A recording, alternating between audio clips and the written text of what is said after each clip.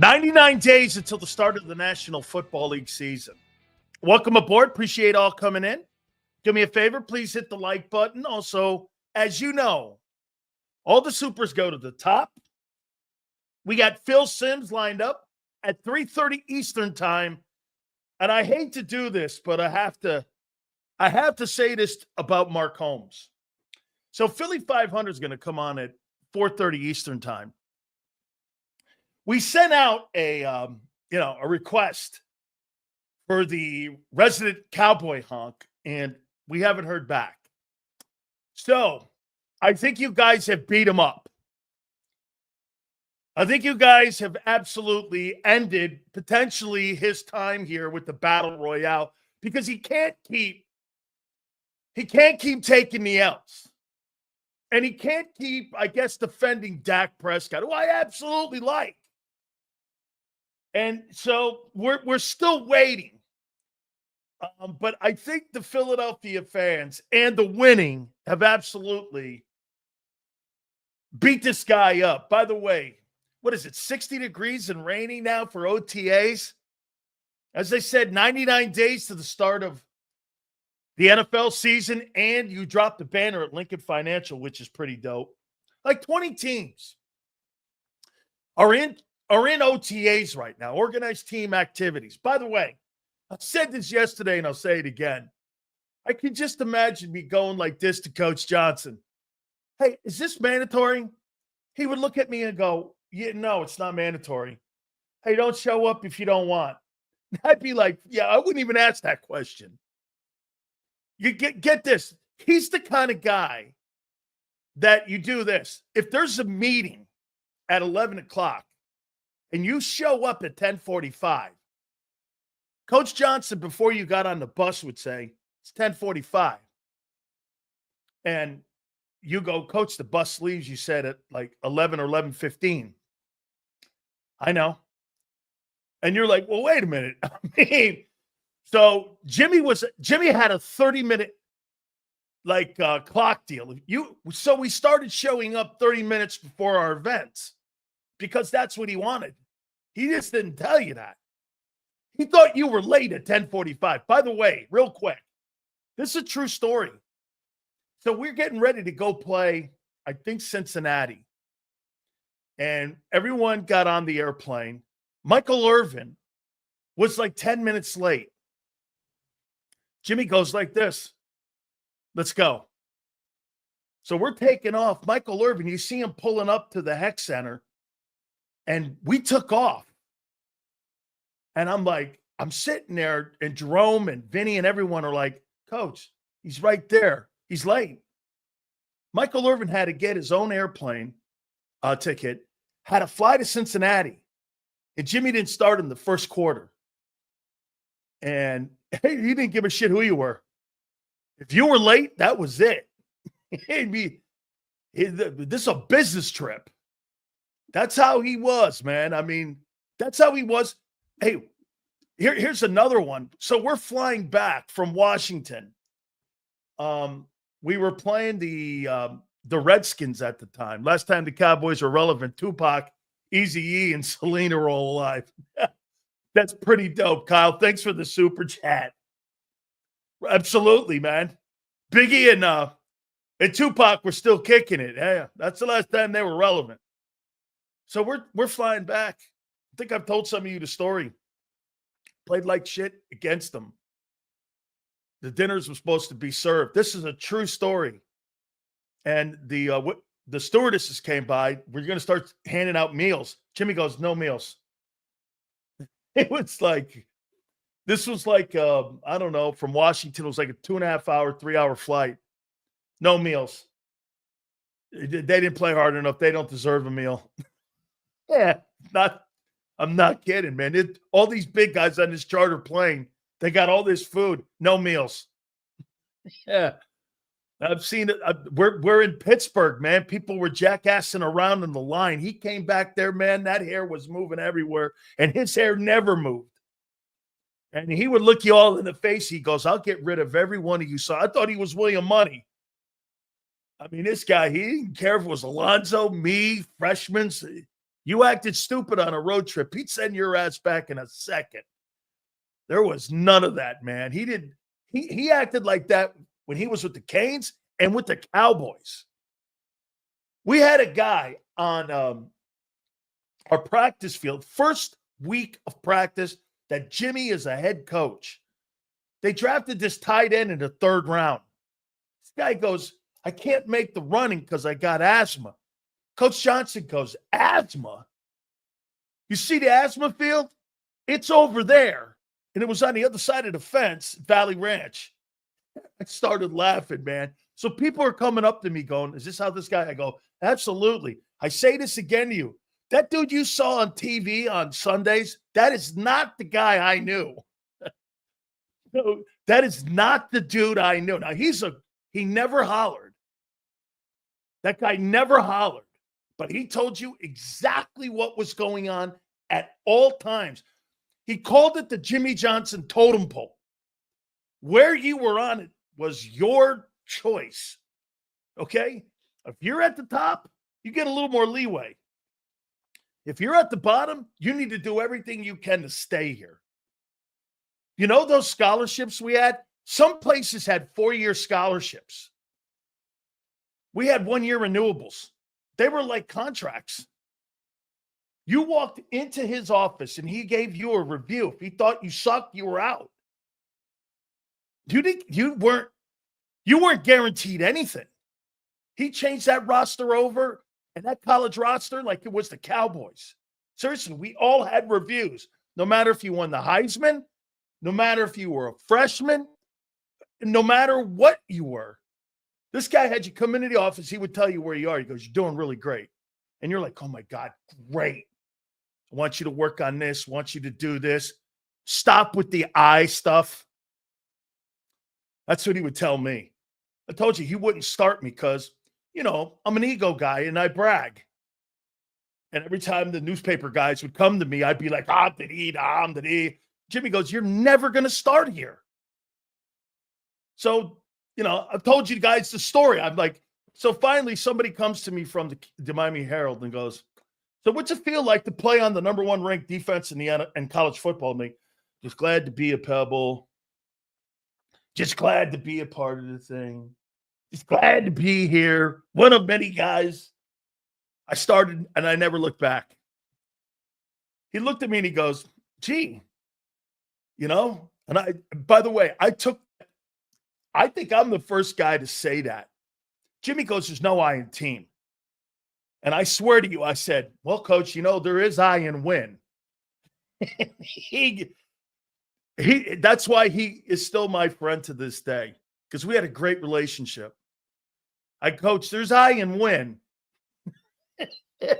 And I'm going to win. I don't care what it takes. I don't, whatever that looks like. If I have to hit you with a chair or if I have to run you over, we're going to win. And that's the kind of culture he created. So I got a question right out of the gate here.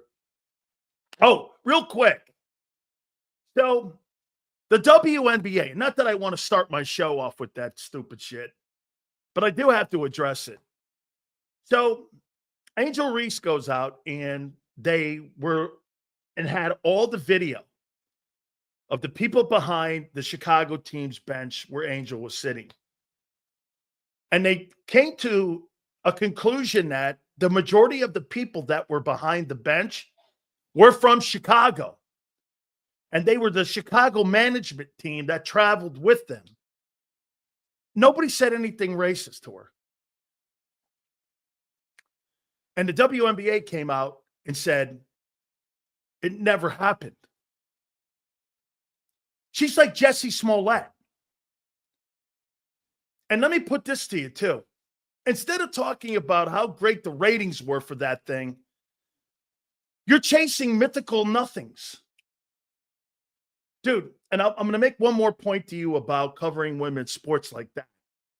Hey, welcome to the group, man. Welcome to professional sports. What, you don't think people say shitty things in the stands all the time? Welcome to sports. You can't treat women's sports differently than men's sports if you want to be mainstream. If somebody says something stupid, point them out, Have the security people come down, take his ass out of there.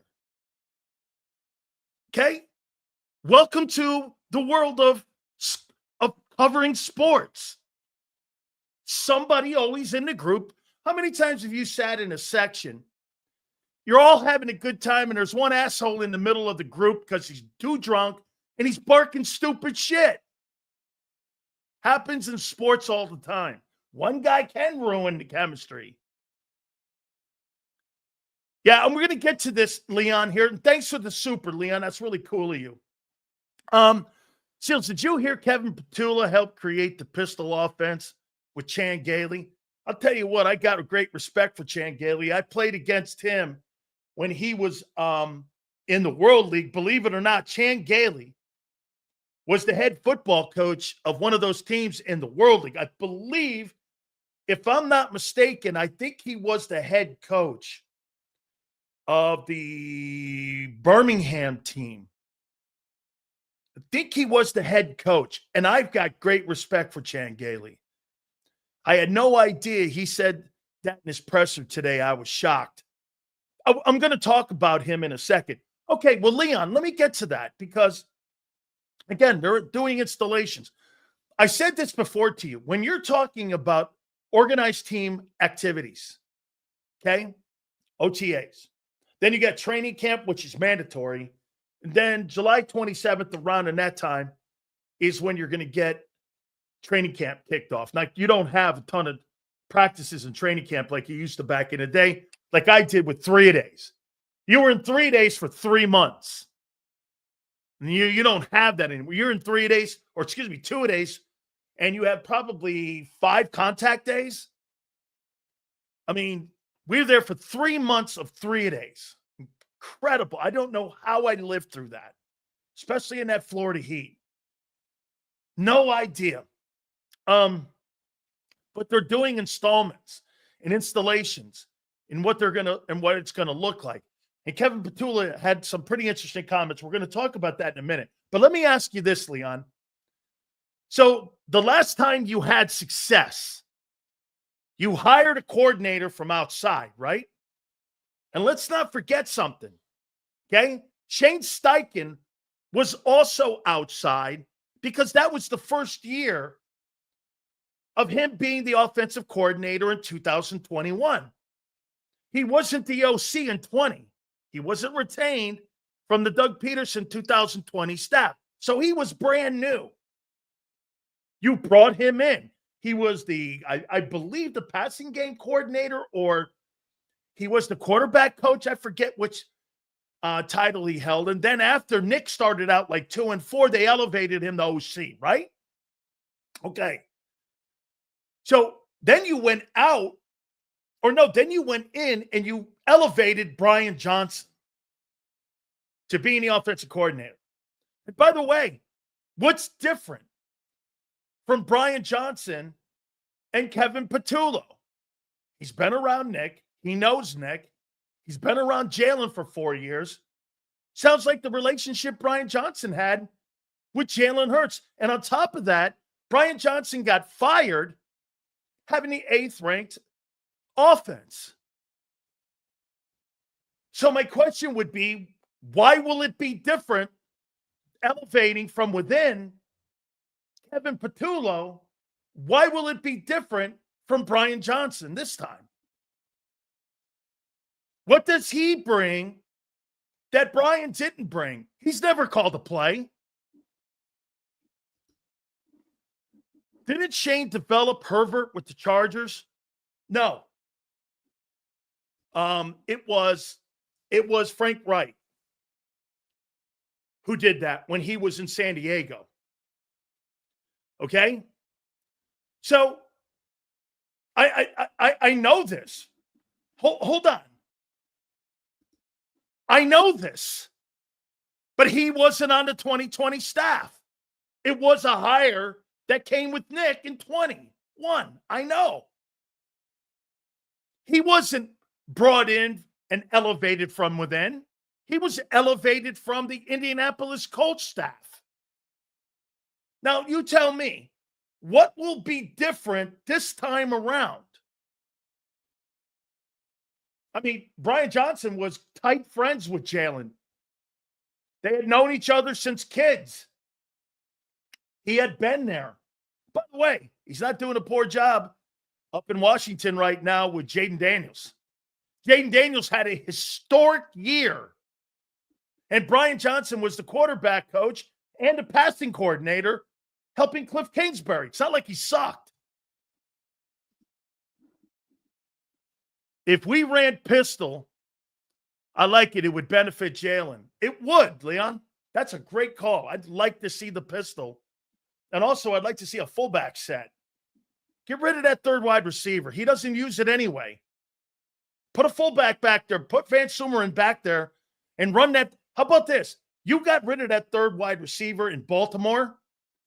Lamar Jackson had a historic year last year. You understand something? That year that Lamar had in Baltimore is historic. 4,200 passing yards, 41 touchdowns, 6 picks, 750 rushing. You'll never see a year like that ever in pro football. That's amazing what he did. And that's Todd Monken. That's how they're manipulating the offense around him to fit a skill set. I mean, that's right. Dude, that's exactly why he got better. Maybe, Leon, that's one of the ways they're going to improve the passing game. Here's James. I'm interested in this. Cliff talked today, told reporters and asked, how do you feel knowing that all this tape is on you? He said, what are you talking about? There was always been tape on me. Absolutely. Going back from James to his time when he was the OC and head coach at Texas Tech, he pretty much runs the same stuff. He did it when he was the OC also, when he was with USC, and now he's pretty much doing the same stuff in Washington. Brian being fired was wrong. We failed because we couldn't tackle or play any sort of defense. Devin, I agree. Get this. Okay, let's take LJ here. This isn't a bad conversation here. Of course, he'll be fine. Just like Brian wasn't, and he was a scapegoat. Brian Johnson's play calling is predictable. So will this be. What, you think you're going to come up with some high-fashion passing offense? You're not. Run right, run left. It's not a high-complex passing offense like a John Gruden. Patullo's not going to run motion. Kellen Moore tried it early, and then they got away from it after the first 4 games. That's not true. They did not run motion after the bye. You tell me when they ran motion after the bye. What game was that? Okay? What game was that? Cliff always had a book. And listen, I got to tell you, there's no question, James, you're right. The offensive, I believe, if I'm not mistaken, Addison was on that Southern Cal team at one time, and it ended up propelling him into being a first-round pick. He transferred from Pitt to Southern Cal, and now he's maybe one of the better 2 guys. Okay? He is. He's one of the better 2 guys in the NFL. I mean, is he as good? Is he as good as, say, Devontae? I don't know. Okay, but I'll tell you what, he did put up a pretty damn good season. And a year ago, make no mistake about it, the passing game in Minnesota was 10 times the passing game that you have in Philadelphia. Now, again, we're talking about what fits a team better. Patullo said something awesome today, and I think he's right on. Again, the Eagles don't have a very high-powered passing offense. It's just not. It's very basic. It's very predictable, but you have phenomenal players that people can't stop. It's more about the players you have in your system than the system itself. I mean, you don't make average players great. That system makes an average passing game great. You understand what I mean? It's not complex. How can it be complex when your quarterback last year, which is the first year in his entire career, learning how to set protections? I mean, how can that possibly be? It's not true. Okay? Get this. You have a high-powered run game. Okay, true. Because you have a high-powered, by the way, because you have a running back that elevated the running game. You still had Pro Bowlers in the 2 previous years with 2 different guys. I'm trying to figure out from why this is going to be different this time around. Why will this be different? I'd like to, because I don't know. And I'm not ripping it, elevating Kevin Patullo, but I want to know why you think it's going to be different. You know, I hear Xander bring this up all the time. By the way, Phil Simms will be with us at 3:30, and we'll ask him all these questions. You tell me, why do you think it'll be different? Why will this be different? Kevin Patullo calling plays versus Brian Johnson. And again, nobody's wrong here. It's not to sit here and say this, well, get this. This is what you hear from Philly media and Philly people. Detroit's going to take a step back because they lost both coordinators. So wait a minute. You're not going to take a step back? Why aren't you going to take a step back? Why? Because it's Philly? You took a step forward running and you took a step back passing because you can't do both. The Eagles can't do both, even though you think they can. They can't do both. Here, let's go here with this. Let's listen to some of the things that Kevin Patullo said. Oh, and by the way, I want to show you something. I wrote this down here. Yeah, I wrote this down here. So tell me this.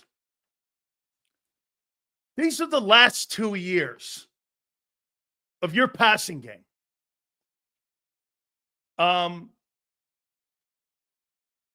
You're averaging about 3,200 yards passing, 19 touchdowns, and 10 picks. 300 completions, 440 attempts. Most of the prolific passing attacks are in the 5 to mid 500s. Again, I'm pointing something out. Hey, and you know what? You can say it's numbers. If you don't think the Philadelphia Eagles, this camp and in training camp, wants to improve the passing game, you're fucking high. You know they do. You know they do. Okay? These are horrible numbers. Don't ever come here and tell me you have some big time passing attack. With the elite athletes you have, you should be so balanced that you're blowing teams off the field. Let me ask you something. Do you think, you know what? Here. Do you think that offense the last 2 years has lived up to the potential? Yes or no? I'm not talking about winning.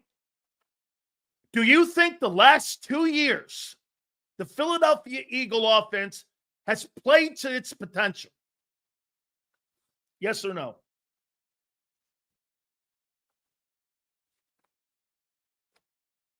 Yes or no? And if you say yes, get this. This guy says you've played up to your potential. This is who you are.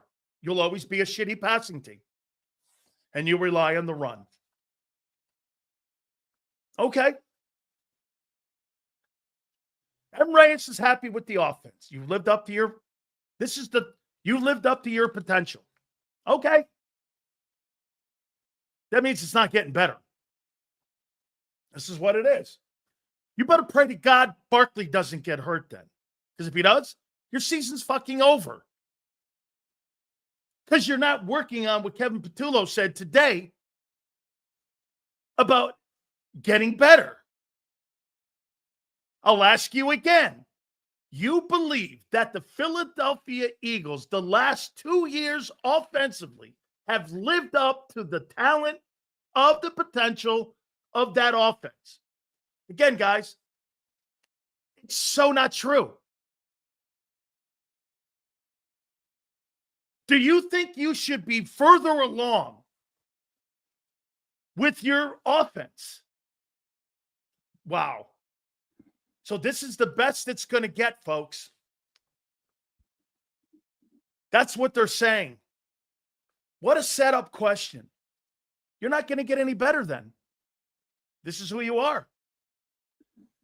Joseph says it too. You're not going to get any better. It's lived up to its potential. Interesting. You had one of the worst passing offenses in pro football.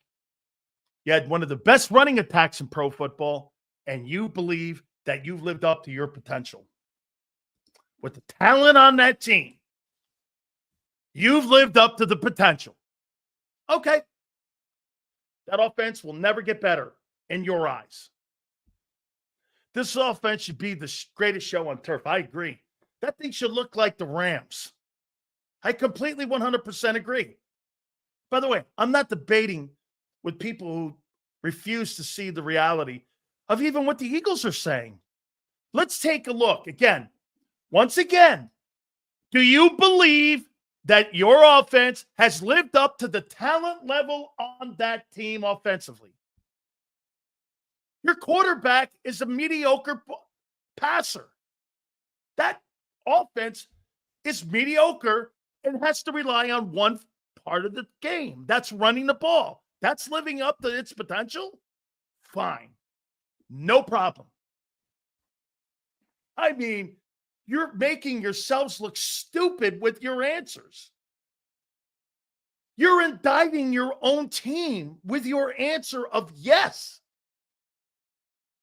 You don't think you can get any fucking better. Wow. How about this? Let's ask this. Let's ask this. Do you think the Philadelphia Eagles are happy? Or do you think that they know that they haven't? I don't believe they lived up to their potential. And I think there's so much more room to go. But you really think that? McNabb had no wide receivers in 05 and had a better passing offense.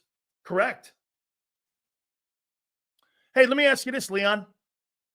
Do you think that the 2005 Eagle offense lived up to its potential? I do. Get this. To show you how fucking stupid you are. You won a Super Bowl not living up to your potential is my takeaway.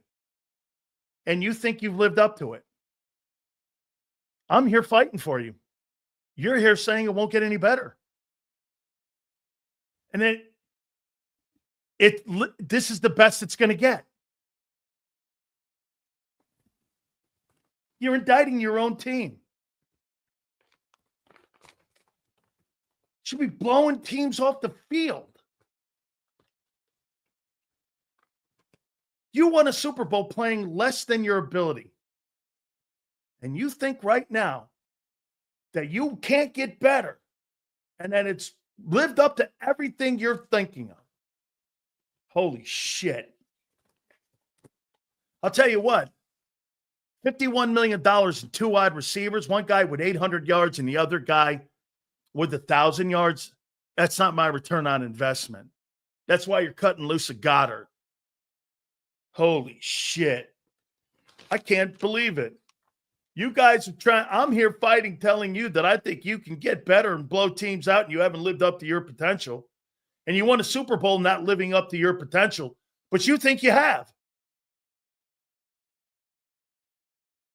Aren't you? I mean, let me make sure this is landing right because I'm really perplexed here.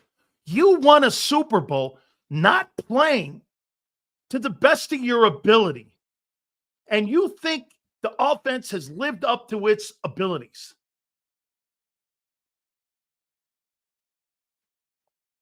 which means you think they're not going to get any better.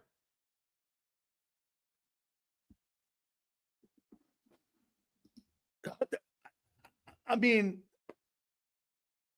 I disagree with you. I think there's so much more room to grow.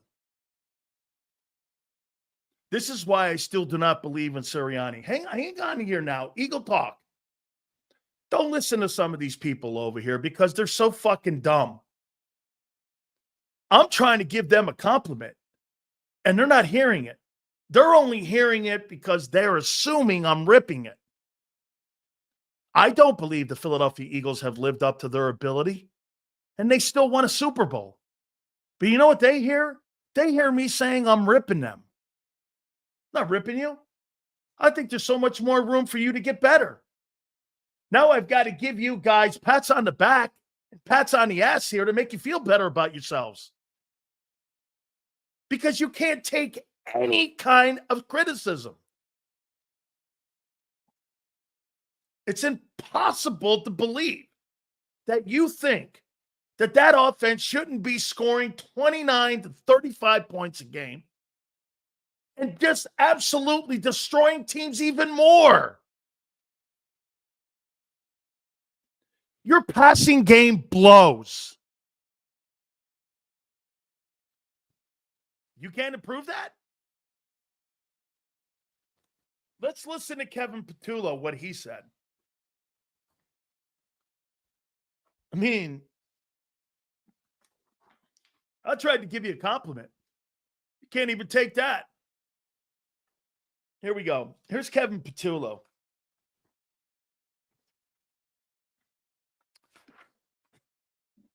You don't believe you can get any better.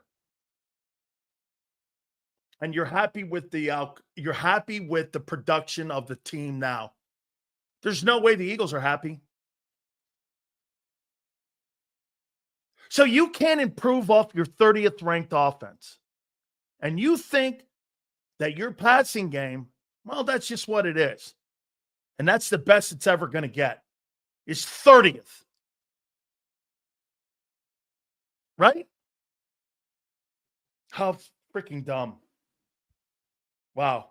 You won a Super Bowl playing not to the best of your ability, which is incredible. But you don't hear that. You hear other shit. I have no idea what you're talking about.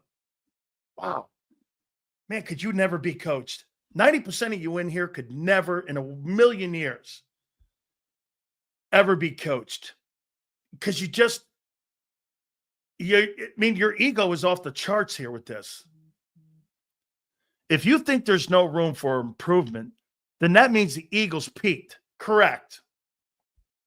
That's the craziest line of thinking. In Harv, I don't. I think there's so much more room for improvement. Maybe with an alignment, maybe with personnel groupings, maybe trying to figure out how to get the tight end going, maybe a fullback. No. You got people in here saying, and I'm going to quote, they've totally lived up to the talent level of the offense the last 2 years. That offense has lived up to its complete ability and to the best of the players' abilities the last 2 years. And I say this, you won a Super Bowl, in my opinion, not playing the best football. That's how good you are. I've been saying that all season, Sills. We won the Super Bowl with the 31st overall passing game, and we haven't reached our peak. This team, I completely 1,000% agree with Prince, which is crazy. That is the take that look, that landed better maybe than how I said it. Absolutely. Hey, Prince, can you imagine if you had the 15th ranked passing game? You'd go undefeated. Prince, if last year you had the 15th ranked passing attack and the number 2 or 1 running attack and that number 1 defense, Eagles would have went undefeated. Am I right? Prince, would they have gone undefeated? Right? They'd have gone undefeated. How many games did you lose after the bye when Hurts was on the field? And you can't count Washington. None.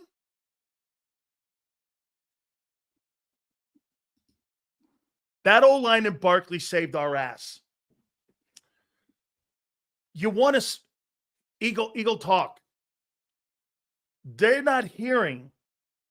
See, that's what they think that my topic is. It's not so much saving their ass. They didn't live up to the ability of the offensive talent in the huddle. I asked Xander Krause this question prior to coming on the air.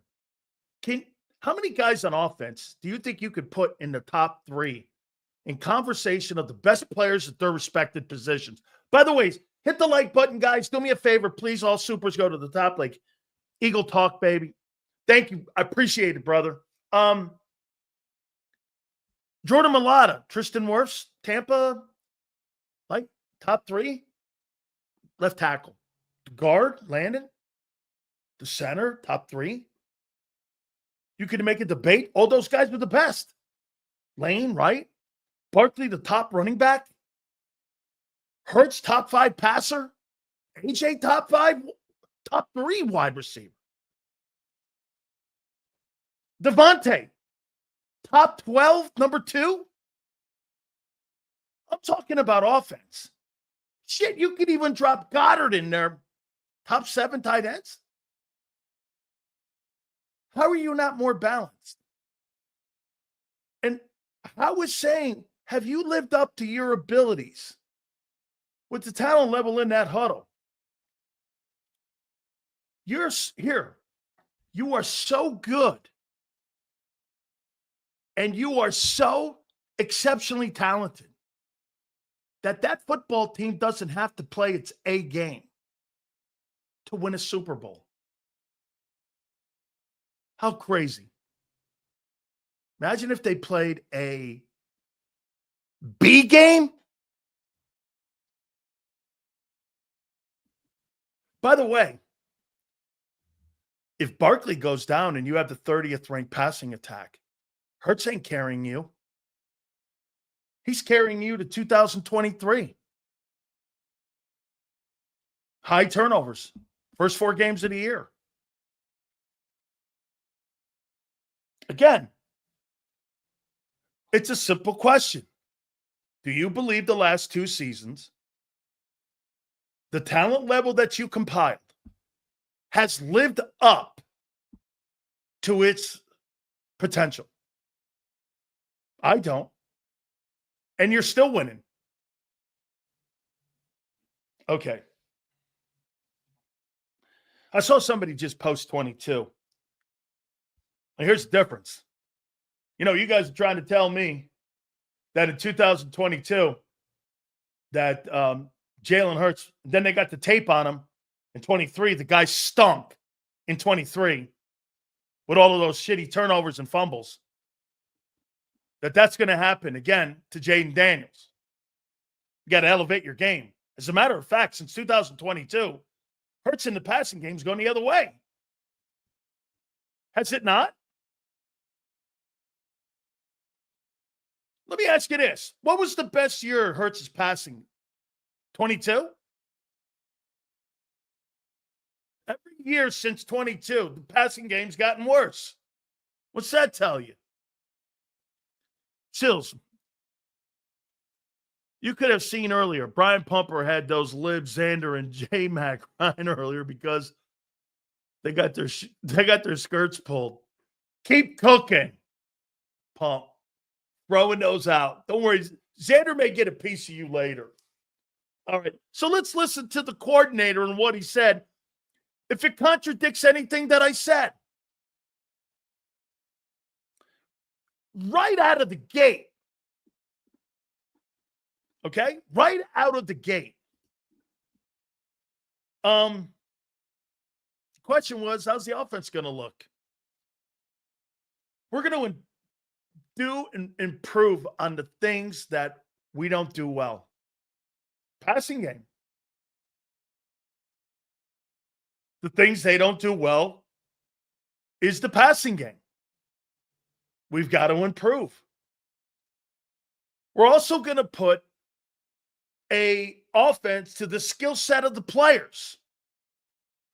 You know, the most ridiculous comment that you can ever say is that a guy like Brock Purdy or whomever is the system quarterback.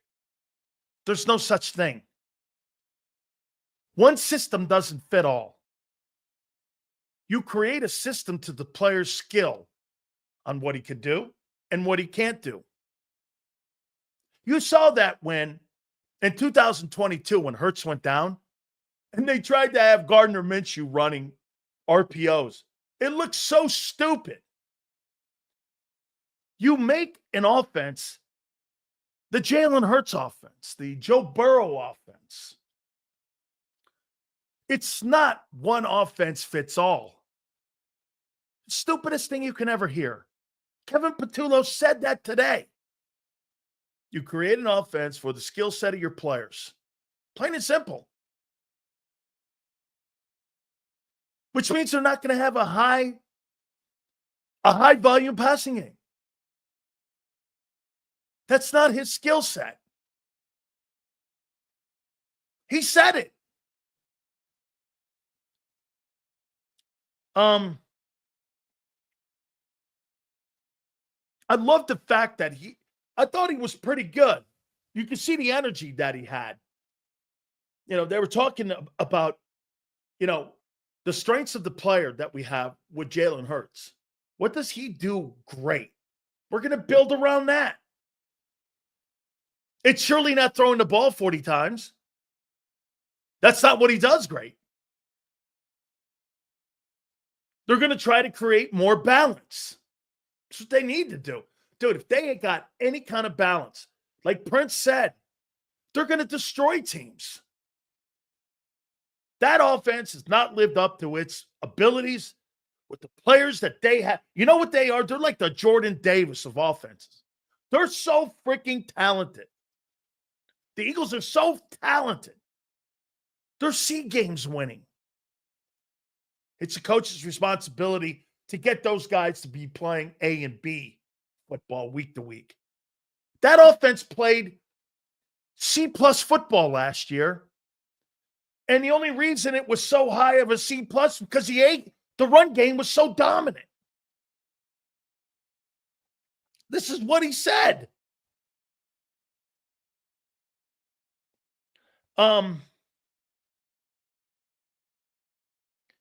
He said my exposure to being around Nick Sirianni and being around Kellen Moore. Do you want to hear what he said? Just blows all of your mentalities out of the water. You want a Prince. In the press conference today, you know what he said? It was really interesting watching Kellen Moore adjust. And I learned so much by watching him adjust.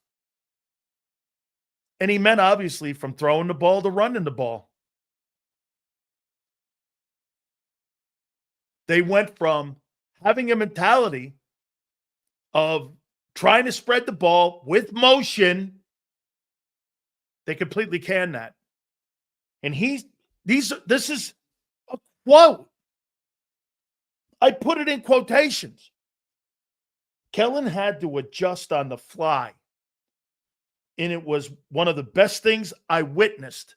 And it taught me so much on being a coordinator. They scrapped everything because the passing game was going nowhere. And you guys think they lived up to their abilities of a year ago when even Kevin Patullo and Kellen Moore knew they didn't. You're wrong.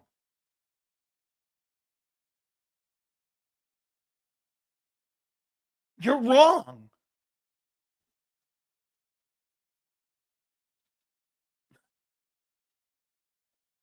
It's a quote.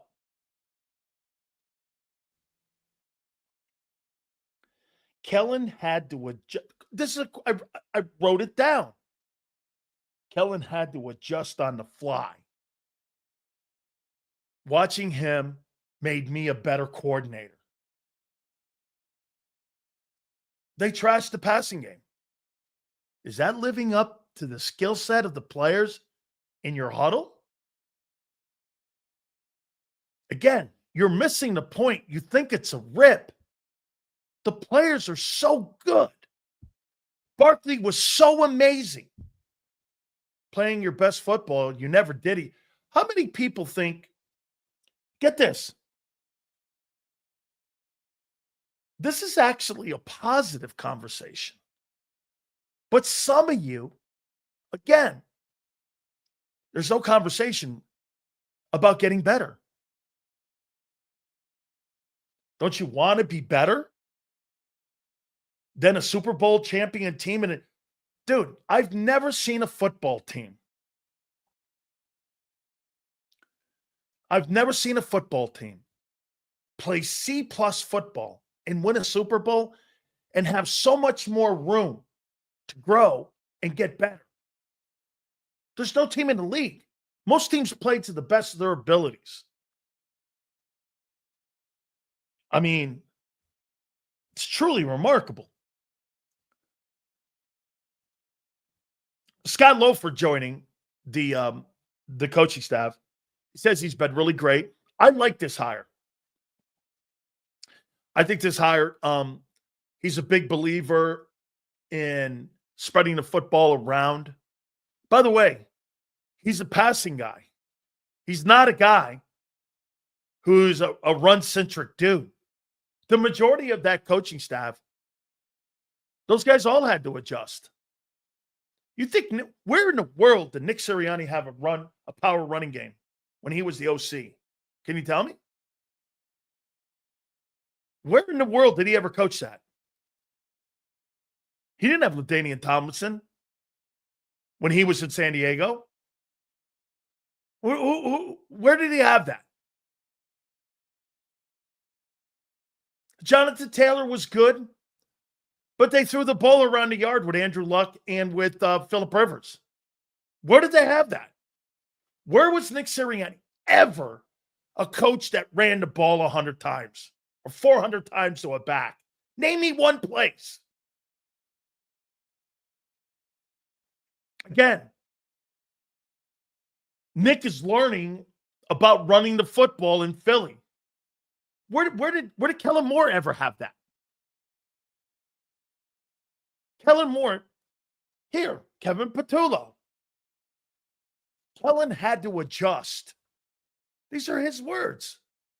Hey, anything you guys are saying in here is false. That's why we quote interviews. You just don't like who's telling you. Scott Loeffler is more like Buddy Ryan kind of coach. Oh, he's going to get in your face. He's a get-in-your-face guy. So this is what he said about Nick. Back to the Colts. Nick and I believe pretty much in the same stuff, but what we do is we challenge one another. Okay? That's great. That's elevating the game. That's bettering one another. Dude, nobody wants a yes man. I don't think we played up to our potential all season except for the Super Bowl. Let me ask you something, Scott. You're right. And this is a great take. Scott, if you played like that, the way you played in the Super Bowl, what would your record have been last year? and what Prince was saying all year last year. And would any of those games been close? You destroyed the Chiefs. If you played like that every game and played up to your abilities, you'd be 21-0. Be 17-0. And it wouldn't be close.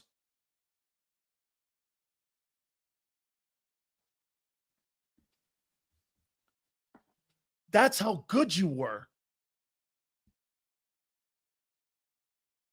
You played C-plus football and you won the Super Bowl. That's how great you were. How many people believe that Devontae Smith played up to his best abilities a year ago?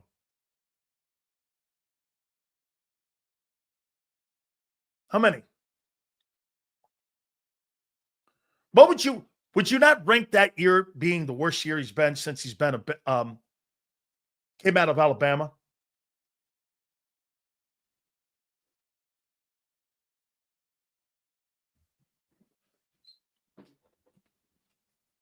Do you think?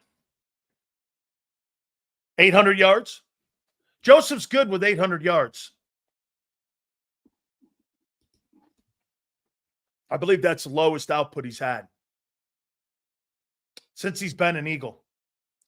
But according to you, he played up to his ability. Okay? How about this?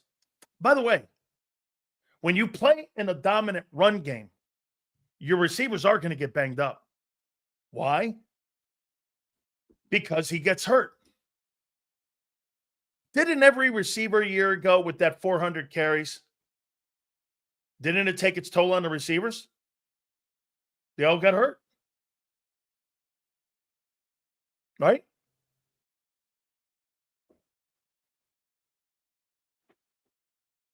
Right? You guys are taking this, and I don't really care. I think you can get better and kill teams.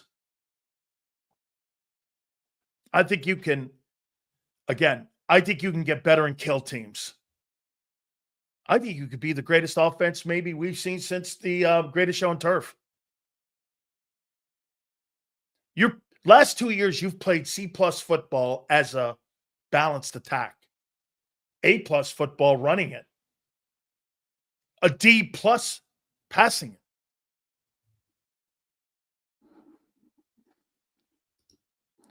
There's a reason why they want to dismantle this team. I think they want to I think what they're trying to do, they don't want to dismantle the offense. Oh, you mean the league? Absolutely. I got it, Prince. You mean the league wants to dismantle the team? Absolutely. They want to dismantle that offense. And most notably in the O-line. That's it, Prince. Yes. Not the Eagles. The league wants to. Dude, ask yourself this. How many teams in the National Football League, and we were talking about the voided years yesterday, kind of goes into a line about living up to potential. Let me say this to you, man. How many NFL teams have 4 Pro Bowlers in their O-line? Can you name one? Name me one team in the NFL that has 4 Pro Bowlers. And shit, Becton played like one. Name me one team that has 4 Pro Bowlers. The Lions don't have 4 Pro Bowlers. Maybe the Lions. Well, they won 15 ball games last year. You're not cool. That sounds right. The Ravens don't have that. Okay. Here, let me get back to what the coordinator said about getting better. Some of you don't think you can get better, that you lived up to your potential, which is crazy. if you think your offense and your skill set people have played up to their potential on offense the last 2 years, you and I can't have a conversation ever again. And I still think you're great. It's not a rip. It's room for growth.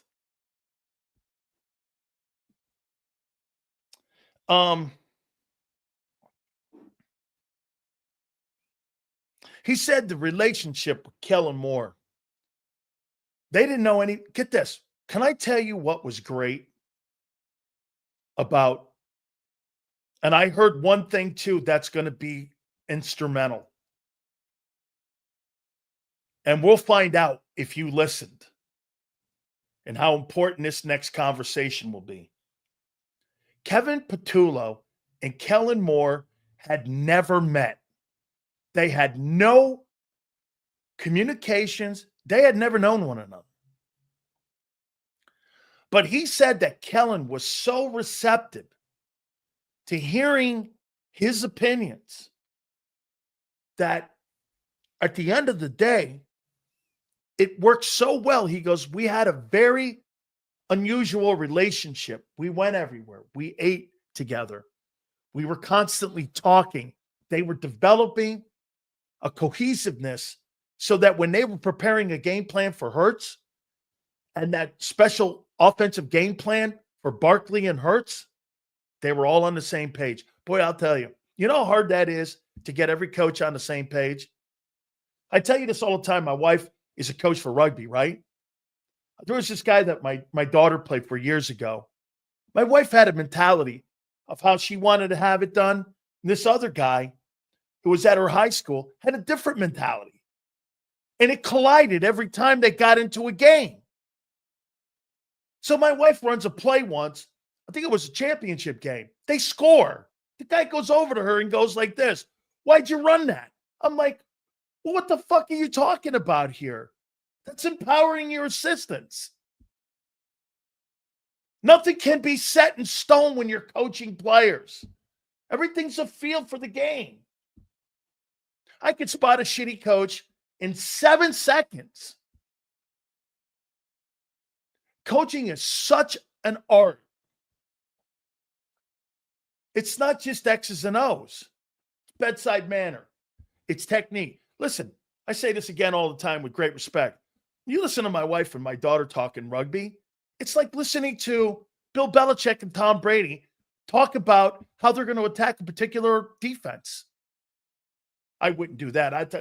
I don't believe that that's something that I would run there. Less passing, make it shorter. Those are called war games that they used to play back and forth.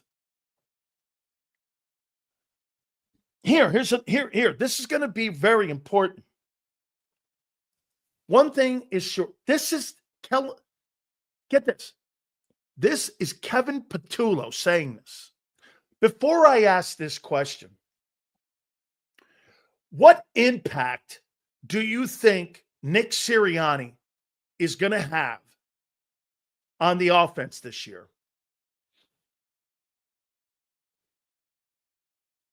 Get this.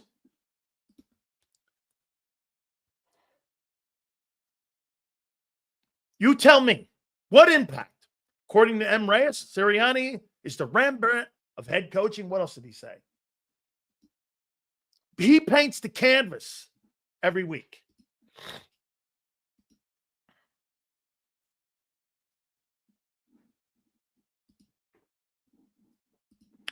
Kevin Patullo, quote, "I'm the main voice in the room. I'm the main voice in the room." He said it in the press conference today. When it comes to play calling and putting the offense together, I'm the main voice in the room, like Kellen was a year ago. Kevin Patullo said that. Nick may have an opinion, but Kellen Moore and now Kevin Patullo are the main voices in the room. Quote. And it's not like Kevin Patullo is some professional behind a mic. That was one of his first, if not his first press conference as an offensive coordinator. He said, I'm the main voice in the room, just like a year ago. Kellen Moore had the main voice in the room when it came to executing the offense. There was no Nick Sirianni. Go back and watch it. It's on the Eagles. It's on the Eagles media. No, it's not a shocker. Unless you're him. Get this. I'm the main voice in the room, just like Kellen was a year ago. So when you guys are trying to tell me that Nick puts this offense together, no, he doesn't. It's been 4 different offenses. The 21 offense was different. The 22 offense was different. The 23 offense was different. And now the 24 offense was different, and now this 25 offense will be different. And by the way, this is from the voice of the OC today. So whatever you guys are thinking about the impact that Nick has on play calling, it's 0. Nick Sirianni and his career and future are based off of decisions that are made with his assistants. Nick is not calling plays.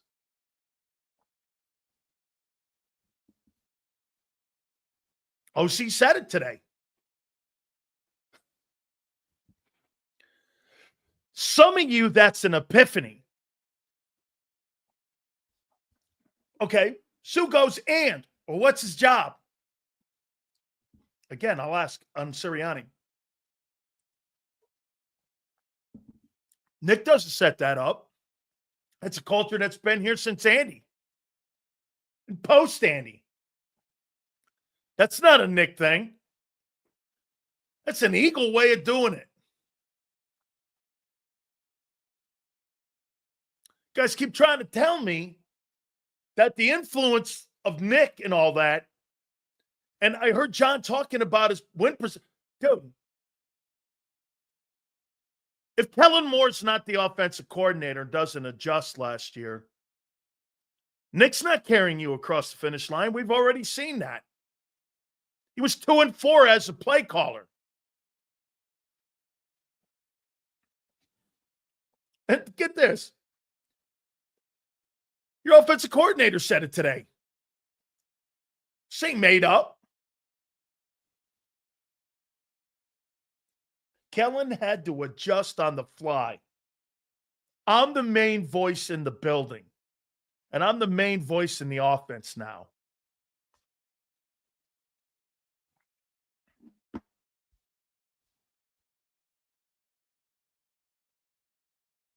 End of story. So what is he going to – here's the topic. I haven't even got to a topic yet. Hit the like button, guys. Thanks for coming aboard. Phil Simms, bottom of the hour. Okay? Bottom of the hour. Okay, get this. Controversy. What's the controversy? I'm just writing down what the offensive coordinator said today. How's that controversy? The truth again? How's that controversy? I mean, what are you talking about? The press conference is there for everybody.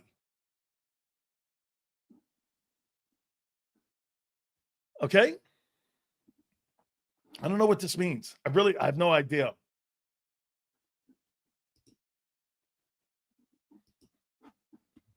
Crazy. All right. So, what is Kevin Patullo's number one job in 2025? What's his number one job running the offense?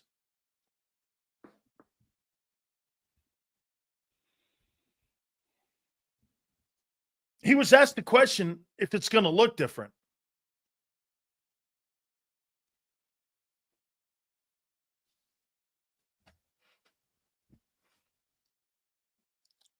What's his number one job?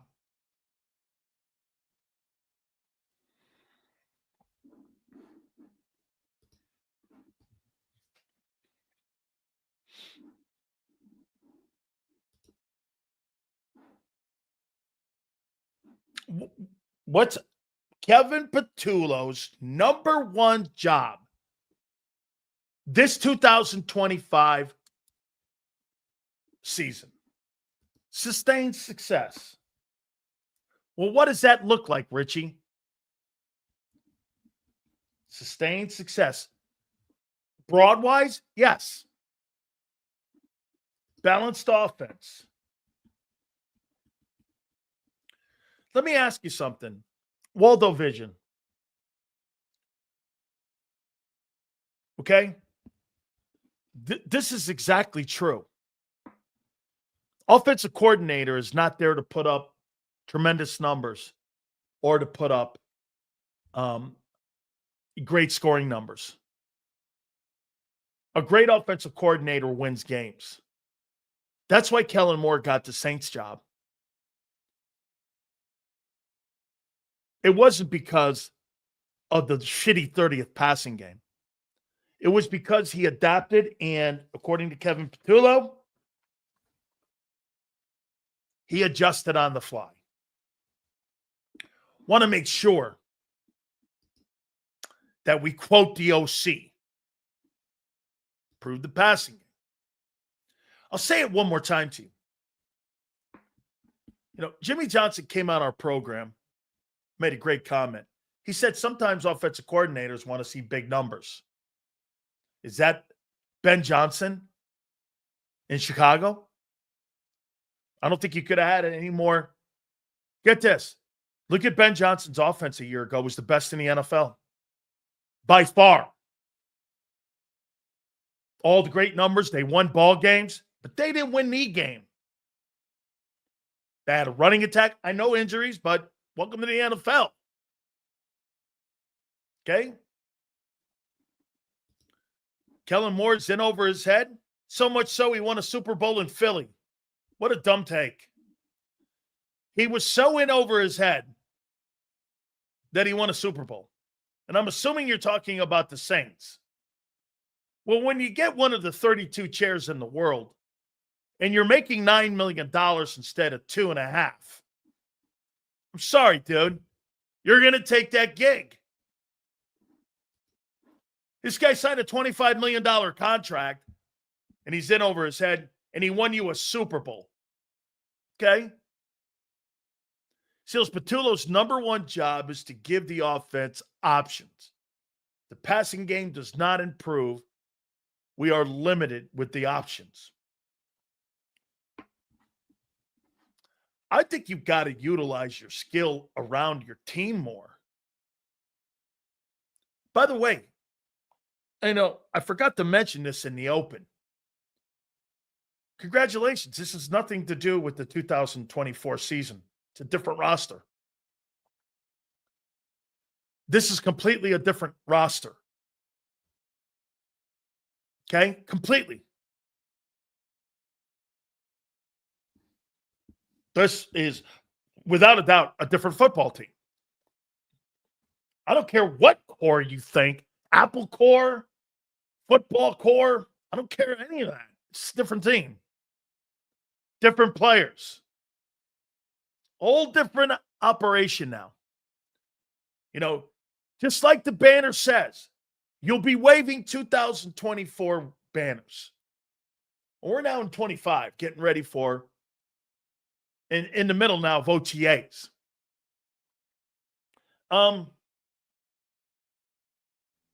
His number one objective to me.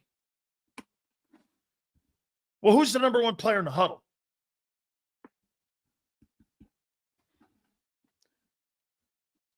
Who has to improve the most, you think, in the in the offensive huddle,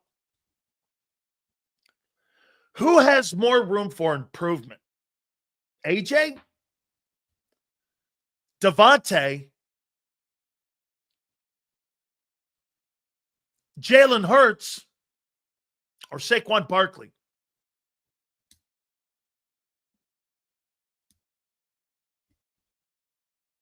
Who has room for more improvement? Oh, get this. Let's go here. And let's ask this question. Has A.J. Brown, since he's been a Philadelphia Eagle, exceeded expectations? Let's go down the list. Has he lived up to his ability and then some? And has excelled?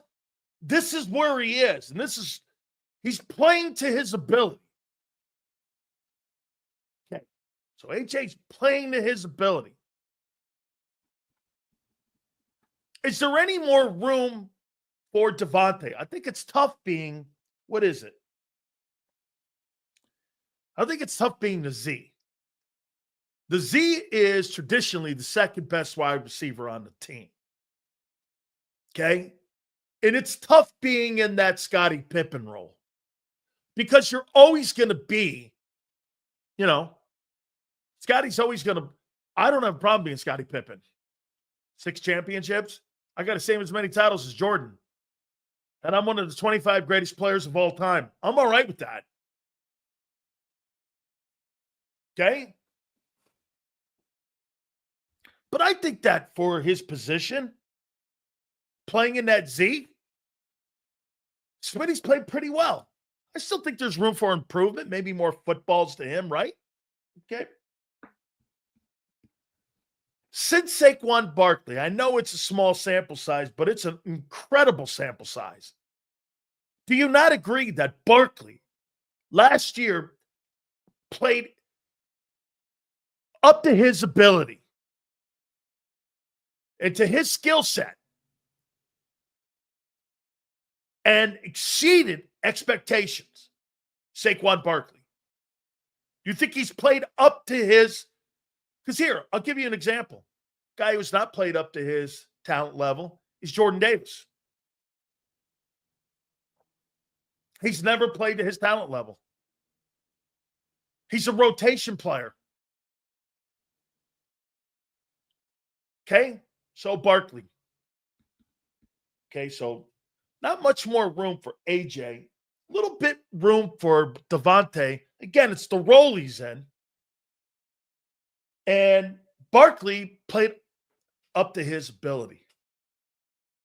How much room for improvement do you think Jalen Hurts can have? Has Jalen Hurts, in your opinion, played up to his level of athleticism and skill? Is that the best you're going to see?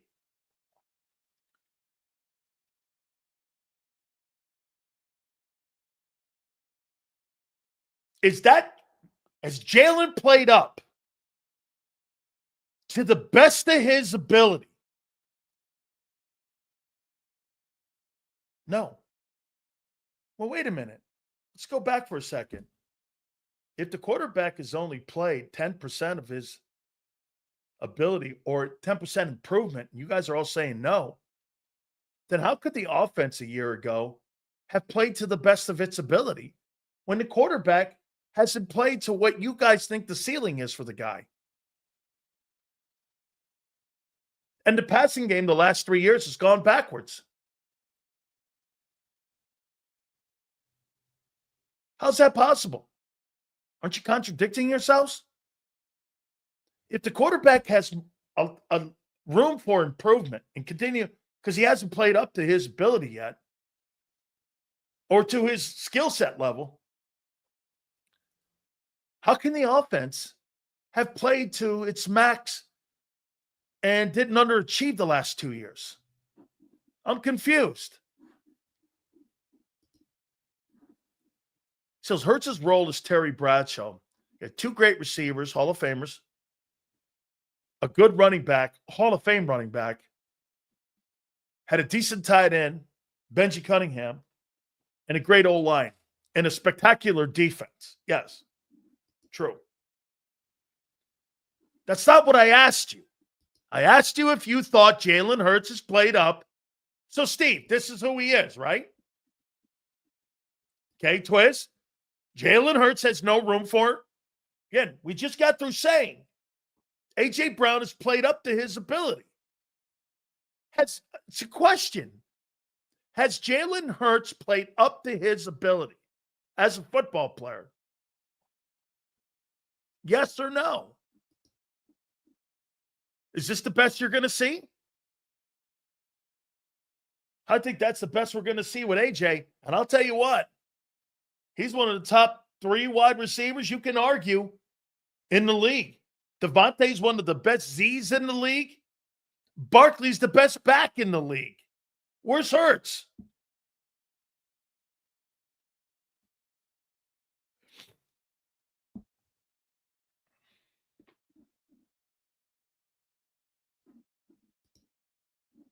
That's my point with the opening topic, is that you're winning with C+ level of not living up to the talent level in the offense, and you're still killing teams. So much more room for improvement. Okay?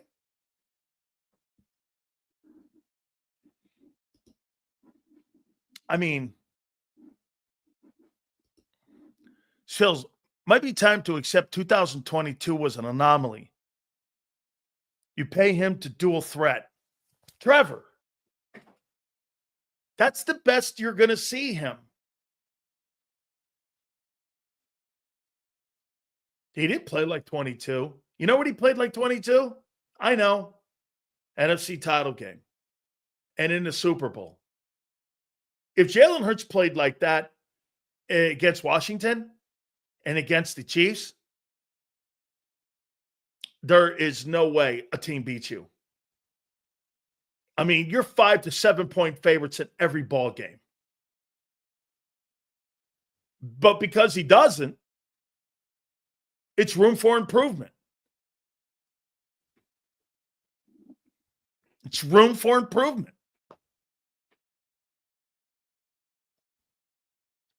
Kevin Patullo's number 1 job, again, is to go back to what Crowley said, is to win games. What does that look like? Let me ask you this. Who do you think who gives Kevin Patullo a better chance at repeating as Super Bowl champions? Putting the football in the hands of the quarterback or Barkley?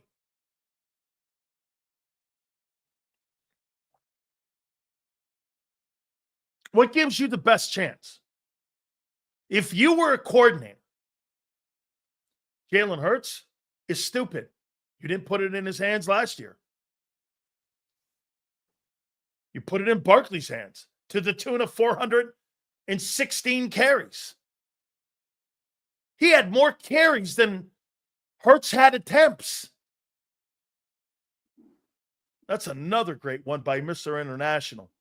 Barkley's way more consistent.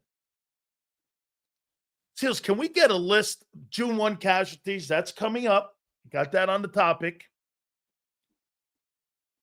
Okay? That's right. Bump Kevin Patullo. I'm looking at the off. By the way, I need Jalen to win. I'm not dismissing that. Okay? And see, look at this here. Hurts to get back to 22.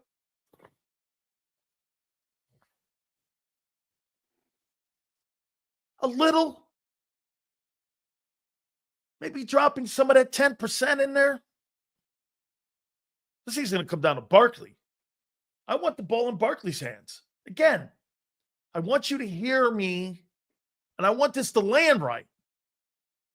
I still think it's important that Jalen is efficient and doesn't turn the ball over. I'm not saying that. He's important. Dude, Saquon Barkley does not run for $2,000 if Joe Burrow's the quarterback in Philadelphia. Do you understand that? If Patrick Mahomes is the quarterback in Philly, there's no way he runs for $2,000. Why? Well, his rushing attempts would be down because that quarterback's going to throw the ball more. But does that result in Super Bowls? That's exactly what Kevin Patullo said about Kellen Moore this morning. He adjusted. He did what was best for the team by putting the ball in the hands more of Barkley, still making sure that Jalen was efficient in what he was doing. That's his number one job, is to do that. Phil Simms is going to join us in a couple minutes. Okay. Yeah, once again, his number one job is totally about winning ball games. Okay? Hey, Xander, do me a favor. Make sure you send Mark Holmes a link. Okay? Make sure you send him a link, please, if you can. All right? That's his number one job, is to win ball games. Crowley, you're right. Very rarely are you right. But that's exactly what Jimmy said that separates the great coordinators. Who wins? Low Eagle. If Derrick Henry was here, you think he would have the same season? Spectacular talk. Thank you. I appreciate that, brother. Yeah. But here's the difference. I made this comparison a couple days ago. Low Eagle. Derrick Henry's like Shaq. Can't shoot free throws. Doesn't really have a set jump shot. He just runs you over. Derrick Henry's Shaquille O'Neal of running backs. Not great in the passing game, you know. He's just so physically dominant. And you got a guy like Barkley, who's kind of like Kobe. Barkley's like Kobe. You know, give me the ball, I'm going to take it home. Got an array of moves, athleticism. He's like kind of Iverson, too. You know, he's like Allen Iverson. You see Patullo running RPO more? Yeah. Yes, I do. Okay, I do.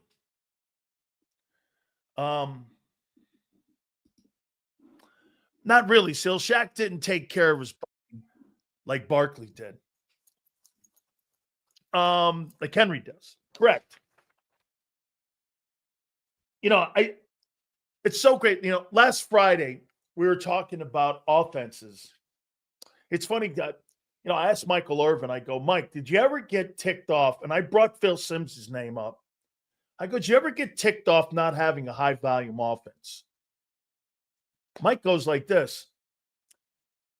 I'm always going to bitch about wanting a football. However, I had Emmitt Smith. I mean, what am I going to do? I was proficient on third down. We moved the chains. I had a Hall of Fame quarterback who never really got pissed off. You know, being in a system like that, you're kind of got guardrails. When you're Patrick Mahomes and some of these other guys, you create your own guardrails. When you're a guy like Simms, you got to remember something back with that offense that Phil played. Ran the ball, outstanding defense.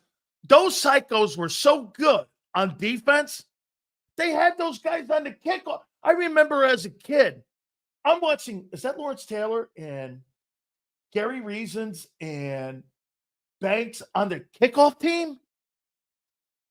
These guys were running down the field, knocking guys. Can you imagine looking there? You're receiving a football, and you're going like this. Is that Lawrence Taylor on the kickoff team? There was such a structure. That's kind of where we are now with the Eagles. Hey, man, they're going to run the football. This reminds me of old school 1980s, 90s football. All that being said, hey, man, I so love this man, and he's so busy, and he finds time for us always. And I can't thank him enough. And let's bring him up now. He is Phil Simms, and I want to get out of him right away. How you doing, Phil? Boy, excuse me, all choked up. But Daniel, doing well. I heard a little bit of your last few minutes here. Pretty interesting. Yes, Michael Irvin, no matter how the team is doing, he's a wide receiver, and he was going to complain. 10 catches is not enough. I need 12. But Phil, for you, do you think that if you had a guy like that on your offense, no disrespect to your wideouts, Phil, outside of Bavaro, you never had a primary target. You were able to spread it around. There wasn't anybody bitching at you on getting footballs to you, but yet you guys were so dominant on how you play. I mean, let's not forget Washington, San Francisco, Chicago. These are all great defenses where you've got to be on your A game every single time you play against those teams. You never had a primary target. Do you really think that helped you in spreading the ball around? And why, again, you see what they did in Kansas City, Phil. They got rid of Tyreek Hill. Last year, he was voted the #1 player in the NFL, and Mahomes got better because he was spreading it around. Yeah, well, listen, many ways. First off, people say this and how they characterize us and all that. All I know is in years, I think 1984, 5, and 6, only one person in the NFL threw for more yards than me, and that was Dan Marino. And, maybe it was 84 and 85, whatever the years, I forgot. Somebody said it to me recently. I said, oh, wow, that's interesting. Okay, great. But what we had was a very simple, extremely aggressive, throw it down the field team. And, maybe I didn't have a Michael Irvin on the outside, but I had plenty good players out there. But I had a trio myself, Mark Bavaro, Zeke Mowat, and Howard Cross during my career with the Giants. And we were, we threw the ball down the field to our tight ends. And, Dan, you do a lot of this, you know a lot of football, but we took seam passes, back shoulder throws. We took it so far ahead of everybody else. It was literally our #1 play. Huh. And as Parcells would always say, here's a route, and this happened in 1984 in preseason. We're playing Pittsburgh. No, would it have been 84? Whatever. Mark Bavaro's rookie year. And 84, 85, somewhere in there. And he runs a corner route. And he's covered. And I don't throw it. And Bill Parcells is kind of watching the film. We're just talking a lot. And he goes, well, Sims, why didn't you throw it to Bavaro here? And, I got a little right away. I go, okay. I said, because he's covered. And he goes, but you don't understand. When he's covered, he's open. And, it's not trying to be funny, or anything like that. But what he said, when he said it, I literally said this. I go, I got you. I know. Okay, I got it. You're right. Because I knew what he was talking about. Hey, the guy's covered him. Throw it to his back shoulder. Throw it high. Throw it low. Throw it wherever the defender's not looking. Throw it right over the top of his helmet. And Bavaro, who had hands like, a catcher's mitt, could catch anything. And so could Zeke Mowat. And they were very good runners with the football, route runners. And then, I had Big Howard Cross, one of the biggest tight ends in the history of the NFL. But he literally had shovels for hands. I mean, man.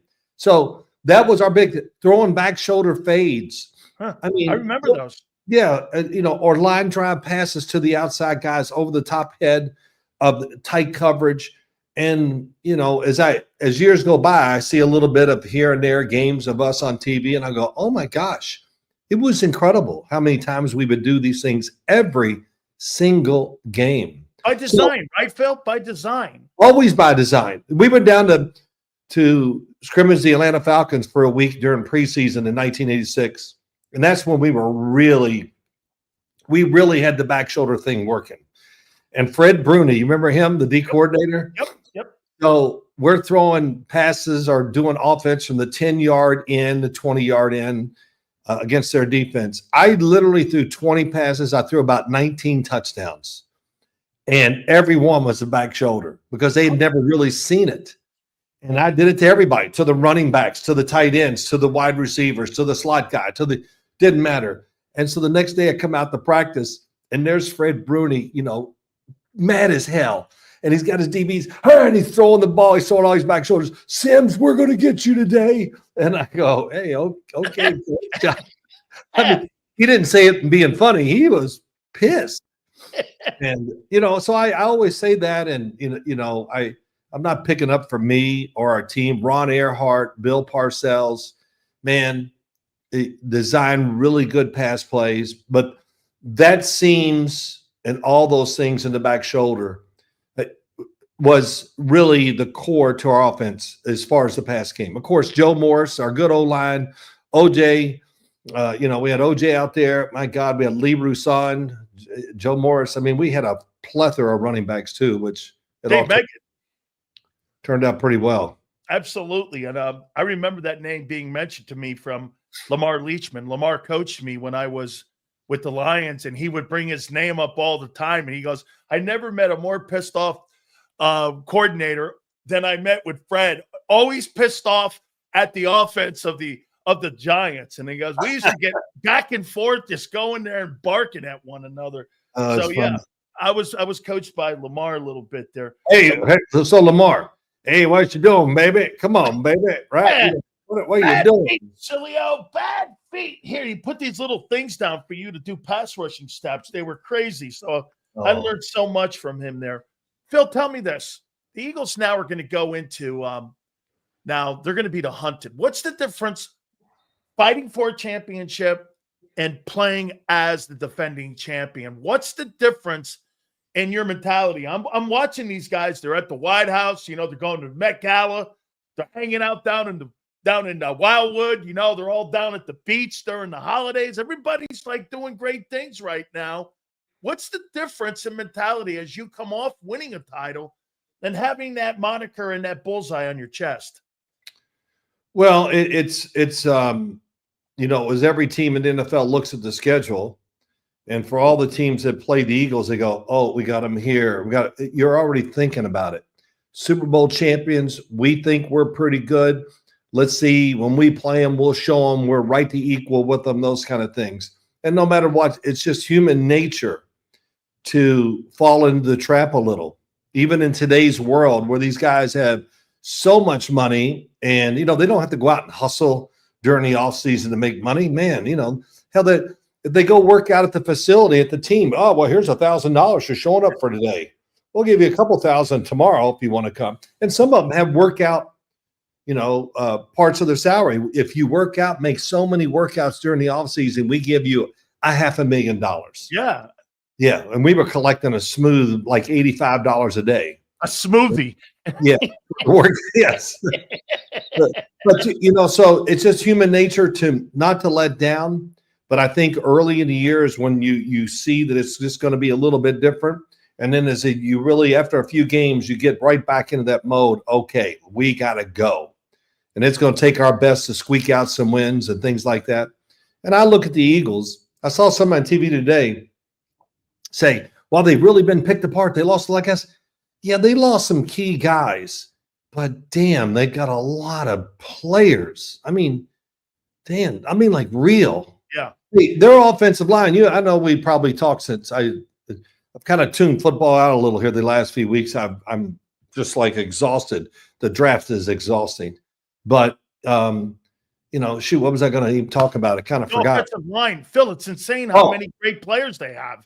That's exactly. It's to me, it might be the greatest offensive line we've ever seen.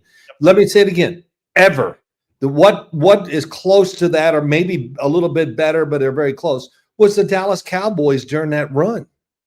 And, I say this every year. When the playoffs come, look at who's in the playoffs. And almost every one of them is going to be the offensive lines that put them there. They're in that group. We've had one really, really awful offensive line that made it to the Super Bowl, almost won it, and that was the Cincinnati Bengals. Yeah. That line was horrendous. And they still got it done because Joe Burrow and the receivers, everything else, whatever, they had the magic act going, and the kicker too. So that's the only really bad one I've seen make the playoffs and have success in the last many, many years. Phil, you mentioned Joe Burrow. I'm going to throw this in and sneak this one in on you here because I had Bruce Arians on, and I asked him, he goes, what do you make of him? He goes, he's a real deal. He thinks he's a better pocket passer than Patrick Mahomes. He is. I agree with that 100%. I don't even think about it. Of course he is. He's I remember watching him his junior tape that summer. And I actually, after I watched his games down at LSU, I called his dad and said, man, I'd really like to work with Joe. He goes, oh yeah, he's got a week off during the season and maybe we'll all get together and or talk on the phone. And it was the following week he played Texas. If you remember that game in Texas. Yeah. He was spectacular and did all that stuff. And I went, okay, that's over. Now he's going to he's going to go to some big agency and all that. But, just to go into this a little, his junior year at LSU, everybody go, oh, well, it wasn't that good. But the design of the offense and what they were doing was awful. But just watching him, I said, man, I remember just going, I really like this guy. And, of course, he went in the NFL, had an outstanding rookie year. He gets hurt. But the following year, the one thing I did notice, and I always say this, and you played, so you kind of know this. After that rookie year as a quarterback, you should be and expected to be a better decision maker, but most of all, a better thrower of the football. And his throwing from year one to year two was dramatic. And I'll never forget the championship game. They're out there in Kansas City. And I'm standing behind him. I got in the field with some of the coaches, and he's throwing. I said, man, he is totally different from last year. And every one of them just goes, yeah, he's got more steam on the ball. He's powering the ball, this. And I go, yeah, I can see it. It was really impressive. So I think that about quarterbacks all the time. You really should learn a tremendous amount about just throwing the ball your rookie year in the NFL. Thanks, Phil. You take me so many great places here. And, I have a privilege of talking to Coach Jimmy Johnson because Belichick goes down to the Keys down in Isle Morada and they have conversations. And right. I asked Coach to ask him, when Tom Brady and you were developing his eye for the game, and this will go to Jaden Daniels here in a second, what did you do to develop Tom Brady? Belichick said, well, we would play war games. I would have a tablet. He would have a tablet, and I would constantly drill him with this, Phil. What are you doing? -30, 2-eye safety. I'm bringing some pressure from the left. What are you doing? And he goes, where's your landmark?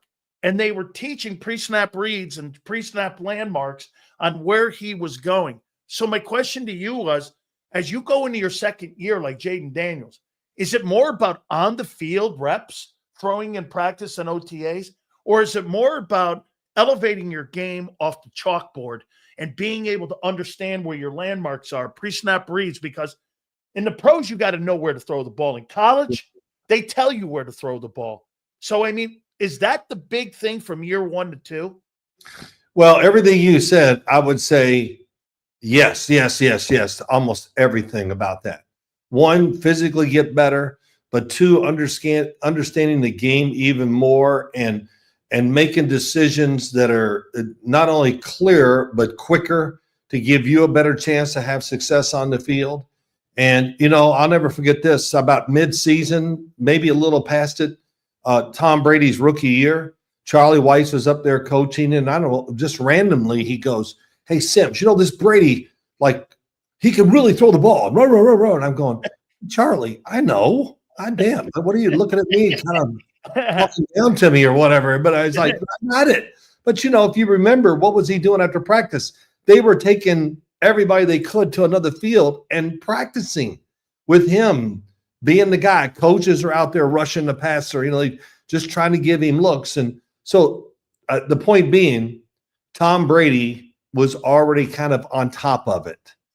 And they saw all these things in him, and they pushed it forward as fast as they could. And, I don't know, Drew Bledsoe, if he doesn't get hurt, hey, maybe he takes them on to the playoffs and they win, and Brady sits there for another year, who knows. But when his time came, Tom Brady is a second-year guy. He stood up, made really good decisions. And, too, they were a really good team. And I always like the Belichick. Is it Belichick or Brady? Well, let's see. We had Mike Vrabel, Willie McGinnis, Will Fork. Oh, we had Junior Seau. Oh, Rodney. Oh, yeah. We none of those guys were any good. It was just Belichick and Brady. Junior Seau and Rodney Harris. Come on. That's just Richard Seymour, a very good offensive line, 2 big-time 3 running backs, slot receivers, nobody else, whatever. Yeah, but so saying all that, though, yeah, Jaden Daniels will be, in the sense of NFL talk or coaches of the team, will be a better quarterback this year. Doesn't mean he's going to have better statistics. This will be a year. This is like, here's Spence last year. Now we're going to really add to it and really put the second layer to all these plays in and more of that. So he's going to play well. Hey, Dan, when you are tall, you can really run, and you have NFL speed. Almost like a slot receiver. He's about as fast as some of the receivers he throws to. Absolutely. But he's not going to fall apart. I mean, is he Mr. Smooth and Mr. just calm? I mean, he never gets rattled. He never got rattled at LSU. Hell, he never got rattled out at Arizona State. Right. And he won't with the Washington Commanders either. I want to ask you a question about my boy down in Miami, Cam Ward. Phil, I watched a guy get a beating back in the day, his first 2 years, and my uncle, I think, was the GM of the team, and I just watched this guy get his ass kicked, and his name was Phil Simms. And, there wasn't a lot of good talent on the team yet, and you had to take a beating, kind of the same way Aikman did. Troy wears that extra chin strap because the 1-15 year, he got annihilated because we weren't very good. How much does that play on a quarterback when whatever you're doing right now, how do you keep your composure, and how do you know that things are going to get better? Because, you're so used to winning, Phil, and all of a sudden you're getting beat on like that. How much of a toll do you think that that's really the crossroads that a lot of these young quarterbacks go through? Because if you're picked one, you're not going to a good place. Okay. Well, yeah, now it's just a different world. And, I can't even compare what Troy Aikman, who came after me, but what we were dealing with our rookie year and second year with really bad teams. I mean, I got a Randy White autograph right here, he hits me and blood's just everywhere. I'm laying on the ground. I'm like, oh, my God. And he goes. Now, wait a minute, Phil, that hit or the Gastineau hit? Which one was worse? Well, Gastineau's was worse because I knew it was coming. I had to yes.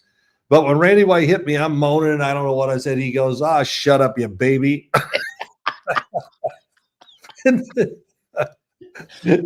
But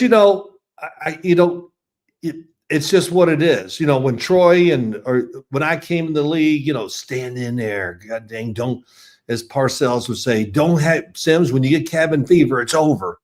I mean, if you get a little anxious in the pocket, stand in there and make the throw. And that's what you do. That's what you're taught your whole life. It's maybe my last year, all of a sudden I was like, I'm not going to take these hits. It worked out pretty good too. I was like, damn, why didn't I do this my whole career? But hey, it's Terry Bradshaw always had, listen, nobody had it rougher than he did early in his career and everything. But I'll never forget, he did the pregame. We went to our first Super Bowl out in Pasadena, and my name came up. And he goes, well, he said some very nice things about me. Listen, he's already been to hell. He's ready to go to heaven. And he says that about quarterbacks. You got to go to hell before you can go to heaven. And I understand what he means, and you know what he means. And it really, from 90% of all quarterbacks, that is the truth. Absolutely. Phil the tush push, which I hate, Philly shove, whatever you want to call it. What side of the aisle were you on this thing here? Was it a football play? Is it a football play? Do you not like it? Do you like it? I mean, or do you not care? I mean, I don't care as much as a lot of people do. Listen, let's be honest. You know what I should do? I sometimes get bored and I do some dumbass things, but I should get a reel of all the tush pushes, what they had this year, and see how many times did they really need anybody to touch the quarterback. Because they might have pushed him a few times, but usually he's falling and he's getting 2 to 3 yards. And so now it's a quarterback sneak. We're going to outrule that? No. So, yeah, I think we said it. You said it earlier. The O-line they had, man, they had some road graders. Man, and they get a Hall of Fame center retire. Let's just keep on going because the guy we got behind him, we've been training his ass to do this and other things. And he played really well for Philadelphia too. He did. I mean, I actually thought he elevated because, Kelsey was at the end of his career and this guy brought, 2005 rushing yards. By the way, Phil, I said this, look, I got my Robustelli jersey behind me here and know the organization. Yeah. I mean, and listen, Wellington Mayor, I set up cones at the Yale Bowl when I was a kid. Okay. So all of that. I mean, as a Giant yourself, you're watching Barkley.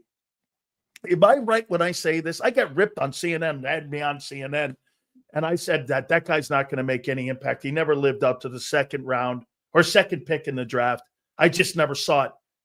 Was it more that the Giants didn't build a team around him, build an O-line around him? Because, Phil, he looks like Barry Sanders.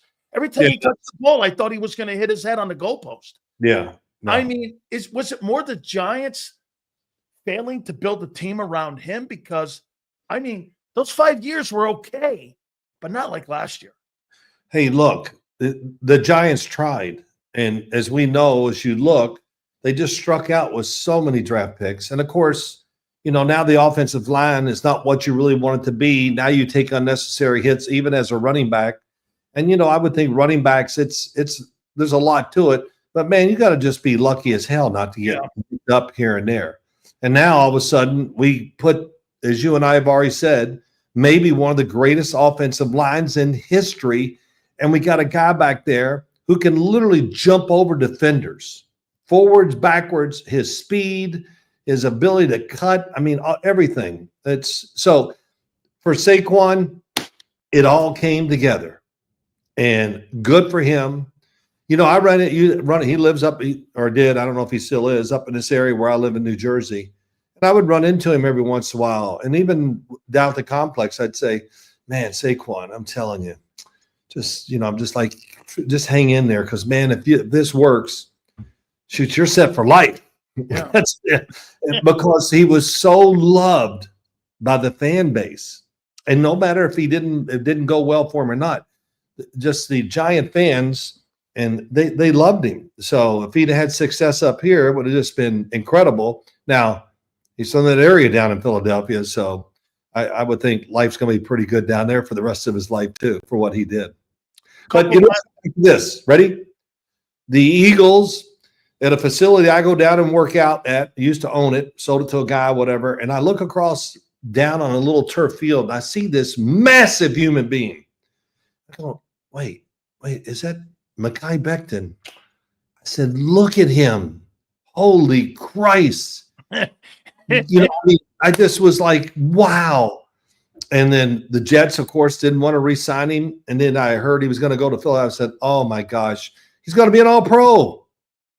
He was in unbelievable shape this year. Football shape, whatever you want to say. And the same thing. He put it all together. And maybe it took the move to Philadelphia. I know the O-line coach is great, but damn, he was ready to go, Dan. And, man, what a year he had. That's for sure. It was really, really, really good. Well, Philadelphia can thank New York for winning the Super Bowl between Becton and Barkley. I don't Yeah. know what else to say. I mean, you had those guys. That's a good one. You know, you never when the Super Bowl week, you know, I listen to a lot of stuff like you do, and you're always on talking about it. But Mekhi Becton's name didn't come up that much. Like, hey, they got two guys from the New York area that were high first-round draft picks, and life came together for them there. So, hey, Phil, you got time for a couple more? Sure. Okay. Howie Roseman, you know, the manipulating of the cap, the drafting, like you said. Now watch this. Listen to this from last year, Phil. They got a guy from the Saints, Zach Bond. Yeah. They had him outside when they first brought him into camp. They looked at him and they went, I don't know, man. Let's try him inside.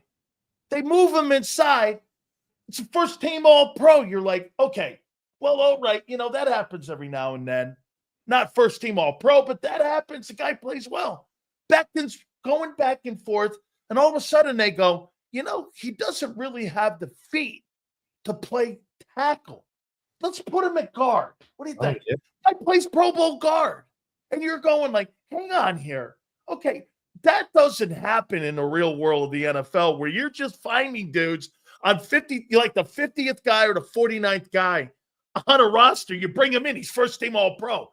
You know, Barkley, you know, he's coming off. You know, he had kind of banged up last year. He had 900 yards. You know, he's been injured 2 of the last 4 years. Is he going to be that guy? Goes for $2,000. You're like, wait a minute. Okay. Then the drafting. You tell me, Howie Roseman, is he the best GM in football right now?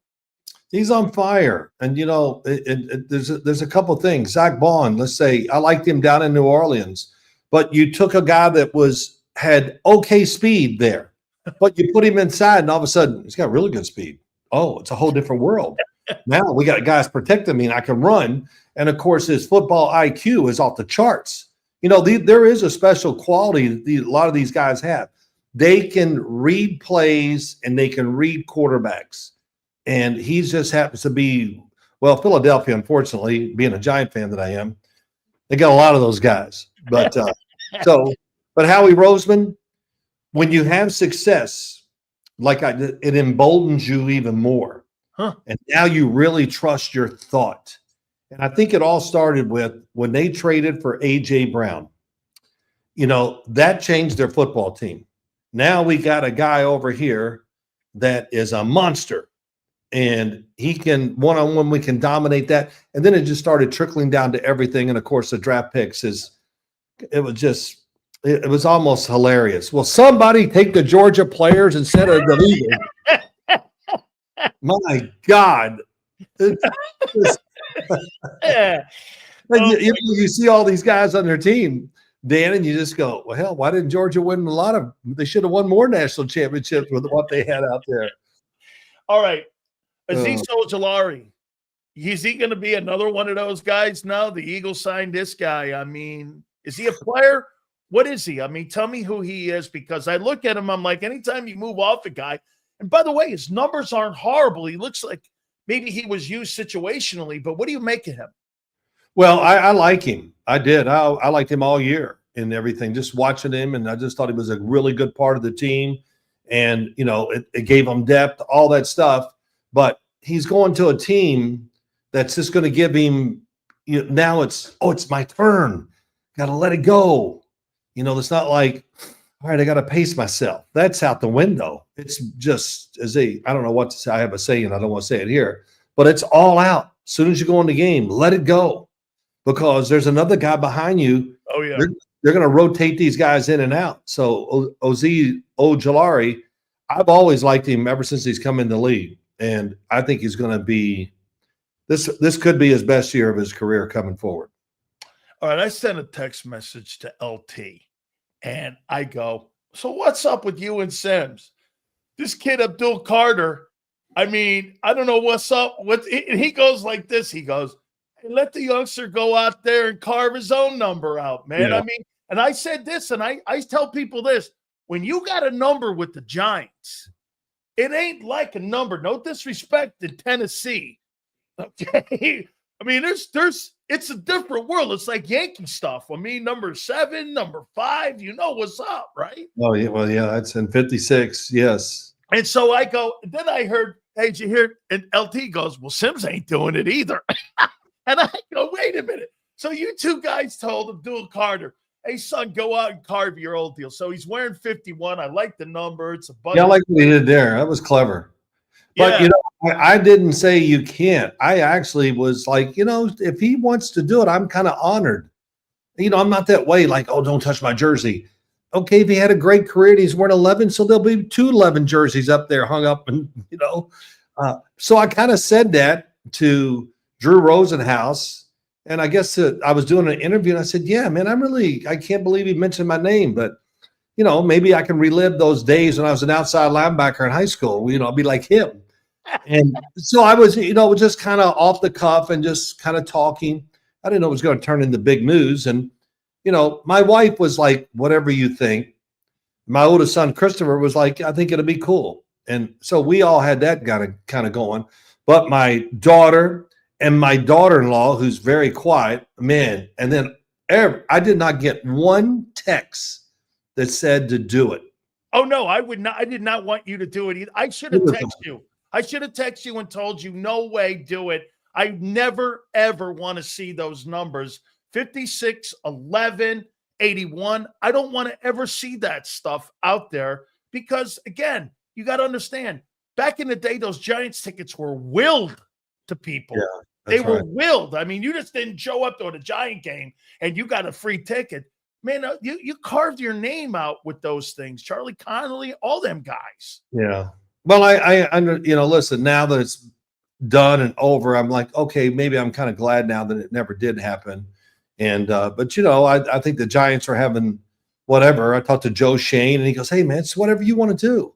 And, it's like, gosh, okay. I didn't, whatever, but it worked out and I'm glad. I think the fact that he changed his number to 51, that was a really good decision he made, not because that one I think represents me, but it just really puts a mark on who he is, what he thinks. And, I don't know. I just sometimes, and this too, guys, even when I was in it, guys would come in the league and they wouldn't even know the divisions of what the NFL was about. They didn't know it was East, West, North, and South. Like, really? Who do we play in our division? Oh my God, you don't know this? So now you get Abdul Carter, who's kind of a historian about all this stuff. That makes me feel really good. I really admire that and like that. And I wish more players were like that, rookies coming in the league. But well, just to show you how old Phil and I are, St. Louis Cardinals used to be, or the Arizona Cardinals used to be in the East. I got a last one here for you, Phil. Help me out on this with Jalen with Jalen Hurts. The passing game was 30th. Okay, I mean, they threw the ball 361 times. This was like 1986. Good. Football, okay, they ran power football. They ran the ball, and the NFC title game in the Super Bowl, he was sensational. Phil, in your opinion, I mean, to evolve that offense, especially with defensive guys, like you said, they got a lot of new guys. They got a lot of good guys over there. They're going to probably have to let that defense mature like an apple on a tree here a little bit. But in your opinion, what is Jalen Hurts to you? Well, I'll say this. I've followed his whole career, of course, at Alabama, with that, Oklahoma coming in the league. I was surprised he was drafted in the second round. I thought he would go later. I was looking at him like a fourth rounder just because I didn't think his throwing was NFL caliber. And it probably wasn't early in his career. But he's gotten better every single year throwing the ball. I mean, it spins more, has a little more power.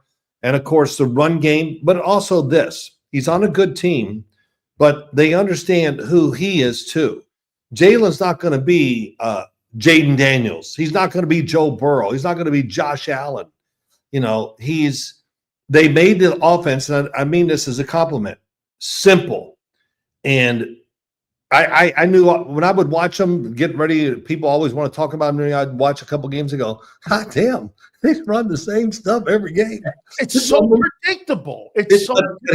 But they throw more passes. I'm not sure if this is true or not. Championship game and Super Bowl, there were basically no throws over the middle. And why is that? Because they got outstanding wide receivers that make you a little afraid. But when you're a quarterback, there's a lot less people outside those hashes than there is in the middle. And so the percentages are just the factor of not having turnovers and making a bad throw. Now they go way down, and it's easy to see. And man, he made a lot of easy throws to the outside. So I give Kellen Moore and the whole organization great credit. And then now they got that. They got the tush push. And then we got a quarterback. If you make him, he's going to see a lane and he's off. And he's going to get first down. So it's well orchestrated, well thought out. And it's going to be a pain in the rear end for everybody they play this year. Because that offense is just going to kind of, to me, get a little more flavor to it and still have all the same things that I've just talked about. But it's going to be, I think it's going to be better this year than it was last year for sure. Wow. I mean, because Phil, I look at that offense and I go, I mean, the Y and the Z, they don't throw it in the middle. The tight end gets pissed off because they don't throw enough. The third wide receiver, they had 30 catches the entire year for all three of the three guys. They may even go to a fullback this year and take that third wide out off the field like they did in Baltimore last year to help Lamar's passing game. But I mean, Phil, so it's the players in the system because that system's too basic. I mean, like you said, their old line, it's so great. And I agree. Steeler line, the Cowboy line, and this line are the greatest offensive lines I've ever seen.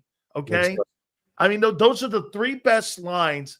And it's because of Stoutland, but it's the evaluating of the players that they bring in. But Phil, can coming back this year, can you evolve that? I mean, don't you want to be higher than third? I mean, they haven't lived up to their ability, I don't think. And yet they won a Super Bowl doing that. Dan, no, you don't want to. I don't care they finished 30th. In fact, that makes me feel even better. That just shows me how they were always in control of the game and dominating.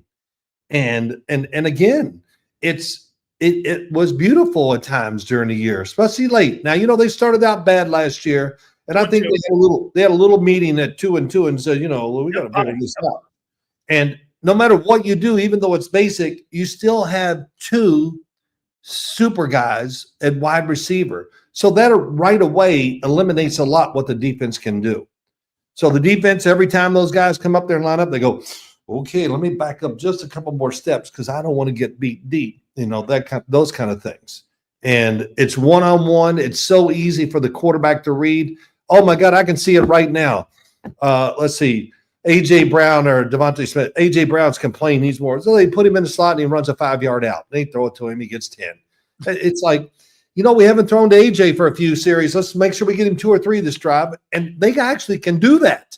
They can do it. Or they have the other route where they have the unders. I call them unders. I know they're every play. And when they run let's say they have 10 basic plays for their offense. They work every single game. And when I watch the tape of the games, I go, oh my God, I'm sitting here knowing what's coming. Now, if I was out there in the field, I'd probably be scared to death and wouldn't know anything. But it's just when you have great talent, don't fool with it too much, Sure. And I love what they did last year. Nick Sirianni, the best thing that happened to him, what was when he turned around and yelled at the fans, or when he had a little dust up, and it settled him down. He just went, okay, I just got to be the coach. And I thought he did a tremendous job from the middle of the season on, leading the team, handling himself the right way on the sideline, press conferences and all those things. And he's just, listen, here you are. And the game is about the big guys. Okay, we keep talking about the damn quarterback and the runners and all this. It's about the O-line. And every team in the league is all this offseason trying to make their line better. The damn Giants, free agents, sign him, draft them. We get, the Jets, Aaron Glenn comes in. You know what the hell he's looking for? Oh, yeah. So, and by the way, I think the Jets are I'm not going to get into the Giants. I think the Jets are going to be a very surprising team. You think Justin Fields landed in the right spot? Yeah, I do. I think yes, because I think Aaron Glenn and the offensive coordinator, I think they're going to handle him in a different way. And now he knows they want him. You know, there's something to it. There's got to be a confidence in the fact that they're not going to bench him if things don't go well. They're going to play him, and they're going to play through some rough times. They're not going to win the Super Bowl this year, but I think this will be Justin Fields' best year of his career with Aaron Glenn and the talent. I'm just telling you that Jets got some players when you look at that roster. Well, let me sneak this in because they just signed and hired Joe Douglas back to the Philadelphia Eagles. Right. I mean, I always thought that he did a nice job at tooling that roster. However, the position of quarterback is where they blew up again. I mean, I don't know if that's the owner and his decision-making or what happened. Why did Joe Douglas not make it as the GM, in your opinion, in New York with the Jets? Listen, I think the drafting and the acquiring players, I really thought they did a great job with it. But I don't think I just don't think when I think of the Jets and Robert Saleh, who is a tremendous guy and all that, but they lack the overall grit and toughness that you must have as a football team. And, it's just about being mean and, excuse the phrase, but pissed off. That's just the best thing. And when you get those group of guys, by God, they don't worry about hey, it's going to be rough today. It's going to be great. You know what I mean? I never saw that with the Jets. I didn't see emotion ever on the sideline. I didn't see coaches, sooner or later, when things aren't going well, coach's got to do something to light a fire. Yeah, got to be a problem solver. Yeah. And you got, sometimes when the coach walks in the room, I always say this, when you got a good head coach, when Bill Parcells would walk in the room like, oh, what's it going to be now? And I'm serious. It was never, hey, good job, fellas, love you. You guys really played hard. Somebody said we played hard one game, and it was in the papers. And he comes in, he goes, do I have to give you guys credit for playing hard? Can I take that for granted? And it's a great line. Dan Reeves, the first day that he was coach of the Giants in 1993, all of us are sitting in a room waiting for him to show up. He comes walking in, he puts his notepad down. He looks up and he goes, sit up straight, put your damn feet on the floor and take those hats off. And he said it with anger. And I came home, I got out of my car in front of my house, and my wife was there, and she goes, well, I said, we're going to win. Huh. I'm not exaggerating. I said, we're going to win. I love that because I tell you what Coach Johnson, to what Parcells did. So he walked in the room and he was reading to me and Jerome and all this. We were playing. So he goes, you guys played like toughness, And Jimmy walked in and he goes, you guys like being congratulated for not robbing a bank, huh? And I'm like, what's that mean? And he goes, things, you played tough. It's football. I mean, hey, congratulations. You didn't rob the bank. Oh, that's pretty good. We all looked at one another and went, what is that supposed to imply? Oh, those funny. legendary blow-ups with you and Parcells. There wasn't that many, but, it's not often. What aggravated you the most about him when you would walk off the field? Because that one was epic, where you just looked back at him and he goes, come on, Sams. And you looked at him and went, what? And to me, that's one of the greatest. And I think that made you guys. Because I'm not proud of it, but it was our relationship. And really, that's kind of what I think, what's the word for it? Where we were together. He was very tough on me, but that's okay. But he knew he could speak to the team a lot through me too. There would be days I'd be at practice and I could tell stories about Bill for an hour, but he's just yelling at me. And I'm not even up there now. I'm standing back next to him watching a few plays. Sam's, he's going on. And I just turned to him. I go, will you shut up? All you do is just bitch and moan about everything. No, and I really do it. And he goes, oh, Sims, do you want to hit me? Oh, is that what it is? And I go, and I just went, there's something wrong with you. But here, this is the last thing I'll just say about all that. When we did get in an argument on a Monday Night Football game, we were 9-0 at the time.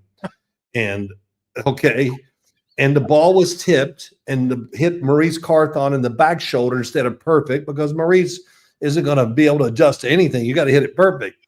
And I say to him, he goes, come on, you got to hit that. We're up 20-0 too at Indianapolis. And I said, yeah, no, I know the D lineman tipped it. He goes, hey, don't be making excuses. I go, I'm not making no damn excuse. He can tip the damn ball, whatever. And that's what started the argument. So getting on the plane, him and I, when the game is over, Parcells go, they might make a big thing of this, Sims, but, you know, I said, yeah, I'm ready, whatever, it's cool.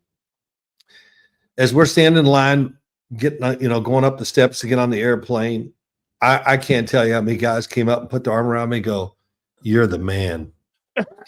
They go, you're the man. And I go, oh, one of them goes, well, I had, especially the offensive linemen, they go, what did it feel like? Oh my God, I'd love to be able. Did it feel great? They were living through you. Yes, I'd love to do that to him just one time. Yeah, Phil, this has been awesome, man. I absolutely love this, man. All the time you spent with me, brother. Thank you so much. Still doing work in New York, I'm assuming, with FAA. Oh yeah. I'm right now when I get done here, I'm gonna go over to. I got a field very close to my house. I walk to it. And I got a couple quarterbacks over there, so I'm going to go over and crush them. Killer. Yeah. So, yeah, I throw with a lot of quarterbacks during the offseason. My son does it too, my youngest son, Matt. And, yeah, I love doing it. And I'll just say this. I'm never going to worry about quarterback talent going in the NFL. It's at an all-time high at every level. Is it because of these camps like you and Manny and all these guys that are so prepared, 7-on-7s and all that? Yeah, it's more just training and just throwing and just – I mean, I'm not going to exaggerate. There's a couple kids that are going to be 8th graders over there, and if I just could cover them up and you saw the ball, you go, so what is he, a junior in college? Wow. No, he's an 8th grader. That's not exaggerate. The quarterback position is the most wanted thing now. Everybody wants to be one. And here in North Jersey, you know, there's a lot of Catholic schools, and they're all good. I mean, every one of them has a quarterback. Yeah. So it's Phil, thank you so much, my friend. I appreciate it. Have a fun time today. We'll catch up again. Thank you, Phil. All right, Dan. Thank you, bud. You bet. That is the great Phil Simms spending so much time with us. God, that was fantastic. Holy cow, I heard it. Ugh. Jesus, Grammy, Nick Chiriani, and oh my God, these guests I get on, they never, ever agree with Big Sills.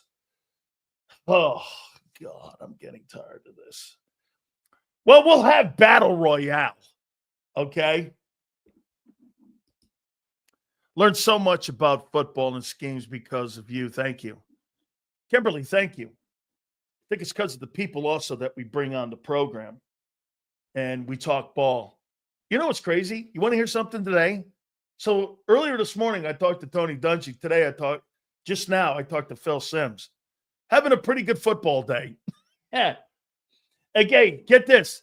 Sills loves and hates his guest. Yeah. Look at this, Forrest, here. These quotes are going to kill me for the next hour. 30th passing, so what? Oh my God. Okay, get it. Well, listen to this. Love having guests having a total opposite take. What makes the show? Chris, you got it. That's exactly correct. And I do that by design. You know, I have people all the time. I don't want you to always agree with me. And just like you guys. Okay? Just like you guys. You don't agree with me every day. Well, you'll probably agree with me one day of the week. Okay? Guys, do me a favor. Our great friends at Morgan & Morgan. Absolutely fantastic to have them part of the program here. With over $30 billion recovered, the number one injury law firm in America is without a question. Morgan & Morgan. Told you about the family in Pennsylvania that got $30 million. An insurance company wanted to give them an initial offer of $650K. No way, not happening. Thousands of attorneys from coast to coast. See what's going on in California with families getting reparations back when it comes to their homes being lost because there were no insurance. Morgan & Morgan is going out to California and getting those folks the money that they so deserve, and they could do that for you if you're ever injured. Do me a favor. Check them out at forthepeople.com/Big Sills or Pound Law 529. That's forthepeople.com/Big Sills or Pound Law 529. And do me a favor. You tell them Big Sills sent you. This is Eric. When he got injured in a car accident, he called Morgan & Morgan. He not only gets a lawyer, he gets trial lawyers like Sam and Jessica who are in it to win it. He gets his own investigators with briefcases, leather ones. And if you ever have questions, our customer service folks keep things rolling. Injured? We're your army. Morgan & Morgan, America's largest injury law firm. Your financial future is on the line. Are you ready for what's next? At Leone & Company Wealth Management, we help young professionals, business owners, and pre-retirees navigate the complexities of building and protecting wealth. For young professionals, we'll help you grow your wealth, plan for your future, and make the most of your hard-earned dollars. For business owners, we provide strategies to protect your company, manage risks, and create a lasting legacy for both your business and personal wealth. For pre-retirees, we'll design a plan to secure your retirement, ensuring you can live comfortably and confidently in your next chapter. Whether you're just starting out, managing a thriving business, or preparing for retirement, we're here to help you take control of your financial future. The first consultation is on us. Get the advice you need without the cost. Let's make your financial vision a reality. Take the next step. Scan the QR code to schedule your free consultation today. And of course, go Birds.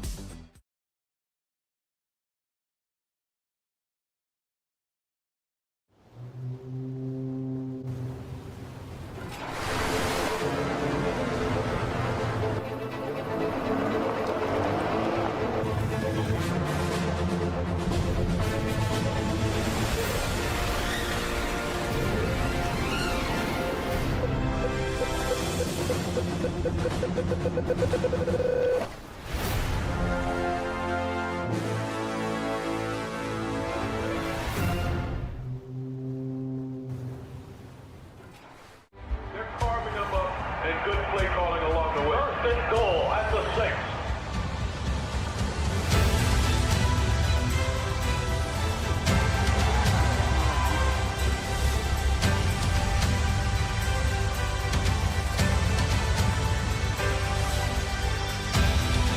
On the field of life, First Trust Bank is there for you. Champions on 3. 1, 2, 3. Because Philadelphia dreams deserve a Philadelphia bank. In our hometown, we all look out for each other. We step up to keep our communities going strong. And at Independence Blue Cross, we're here to keep you going strong as the #1 health insurer in the region. No IBX is always looking out for you. EAGLES. Eagles.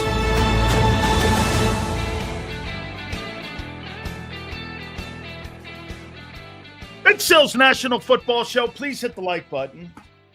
Battle Royale. Mark Holmes. I don't know what he could be fighting for. I'm looking at, like, what are the Cowboys doing at OTAs? I mean, Philly 500 sent me. He sent me a text. I want to read it to you before we get him on. This is going to be classic. Okay. Here, 5 more questions to watch ahead of OTAs for the Dallas Cowboys. Is George Pickens picking things up as quickly as the Cowboys say he is? What aspect Pickens and his new coaches and teammates were complimentary all early part of practice and in the filming. And on Tuesday, it was clear Pickens is still getting a feel for the new team, learning the ropes, focusing on stepping back and observing some things on how the offense. Now that Pickens will participate in his 5th OTA session, it's coming along good, but not what the Cowboys are saying. Well, Deron Bland spent more time in the slot. After Jordan Lewis departed for the Jags, the Cowboys had a big hole to fill at the slot position. Okay. We'll ask him about that. Who's starting at corner? Okay. Who rises to top opposite Micah Parsons on defensive end? Who are they going to have over there? Dante Fowler? I think Dante Fowler had a pretty good year a year ago. Okay. His dignity sells. Dude, let me show you. Let me give you this text here. What Philly 500, what he sent me about Dak Prescott. Here. You see all the crying Mark is doing about Dak the last few days? Pathetic. Yeah. He's a Dak Prescott guy, to say the least. Okay, he is. Hit the like button. Get this. Yeah. I don't know what the Cowboys are going to fight for, man. I really don't. I mean, they're so far behind. Man, you just look at the roster and running the football. I just don't see it.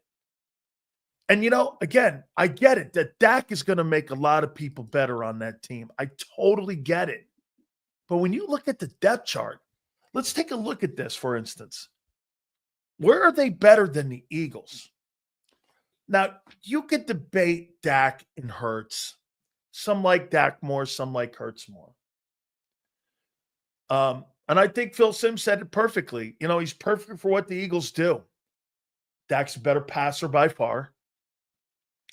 I don't think he's a better decision maker, though. I mean, if there's one thing that I think a quarterback can overcome when he doesn't have the abilities of some of these other guys, is that if I'm a better decision maker than you, dude, decision making is how Tom Brady won Super Bowls. There is no debate. Dak's a better thrower of the football. It's not close. Okay? He's a better passer. That's not what it's about. I mean, Kirk Cousins is a better passer than Jalen Hurts. Jared Goff is. That doesn't mean, again, you're going to win games. That they're totally opposite. It has nothing to do with that. Okay? Here, I want to throw this out, and I appreciate Mark doing it. By the way, I got to give Mark a ton of credit here. And again, I'm going to say it one more time. I mean, now let's do this. Before we bring him up in Philly 500, I'm going to say this to you about the Cowboys here. So I'm looking at their roster right now.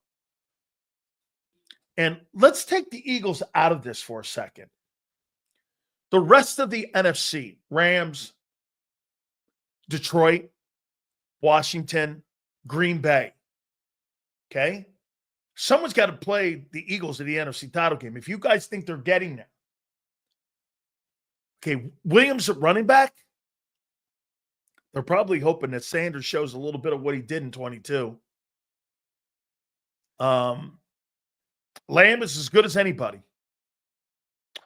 Pickens, from what I'm understanding, is still picking up the offense. Tolbert, not a bad ball player, especially for the role of 3.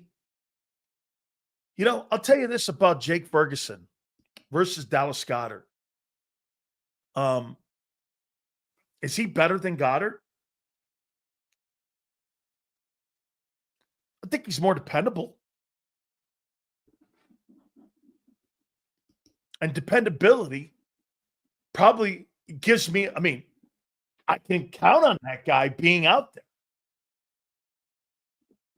Okay? I can. So here, before I get to the guys, Tyler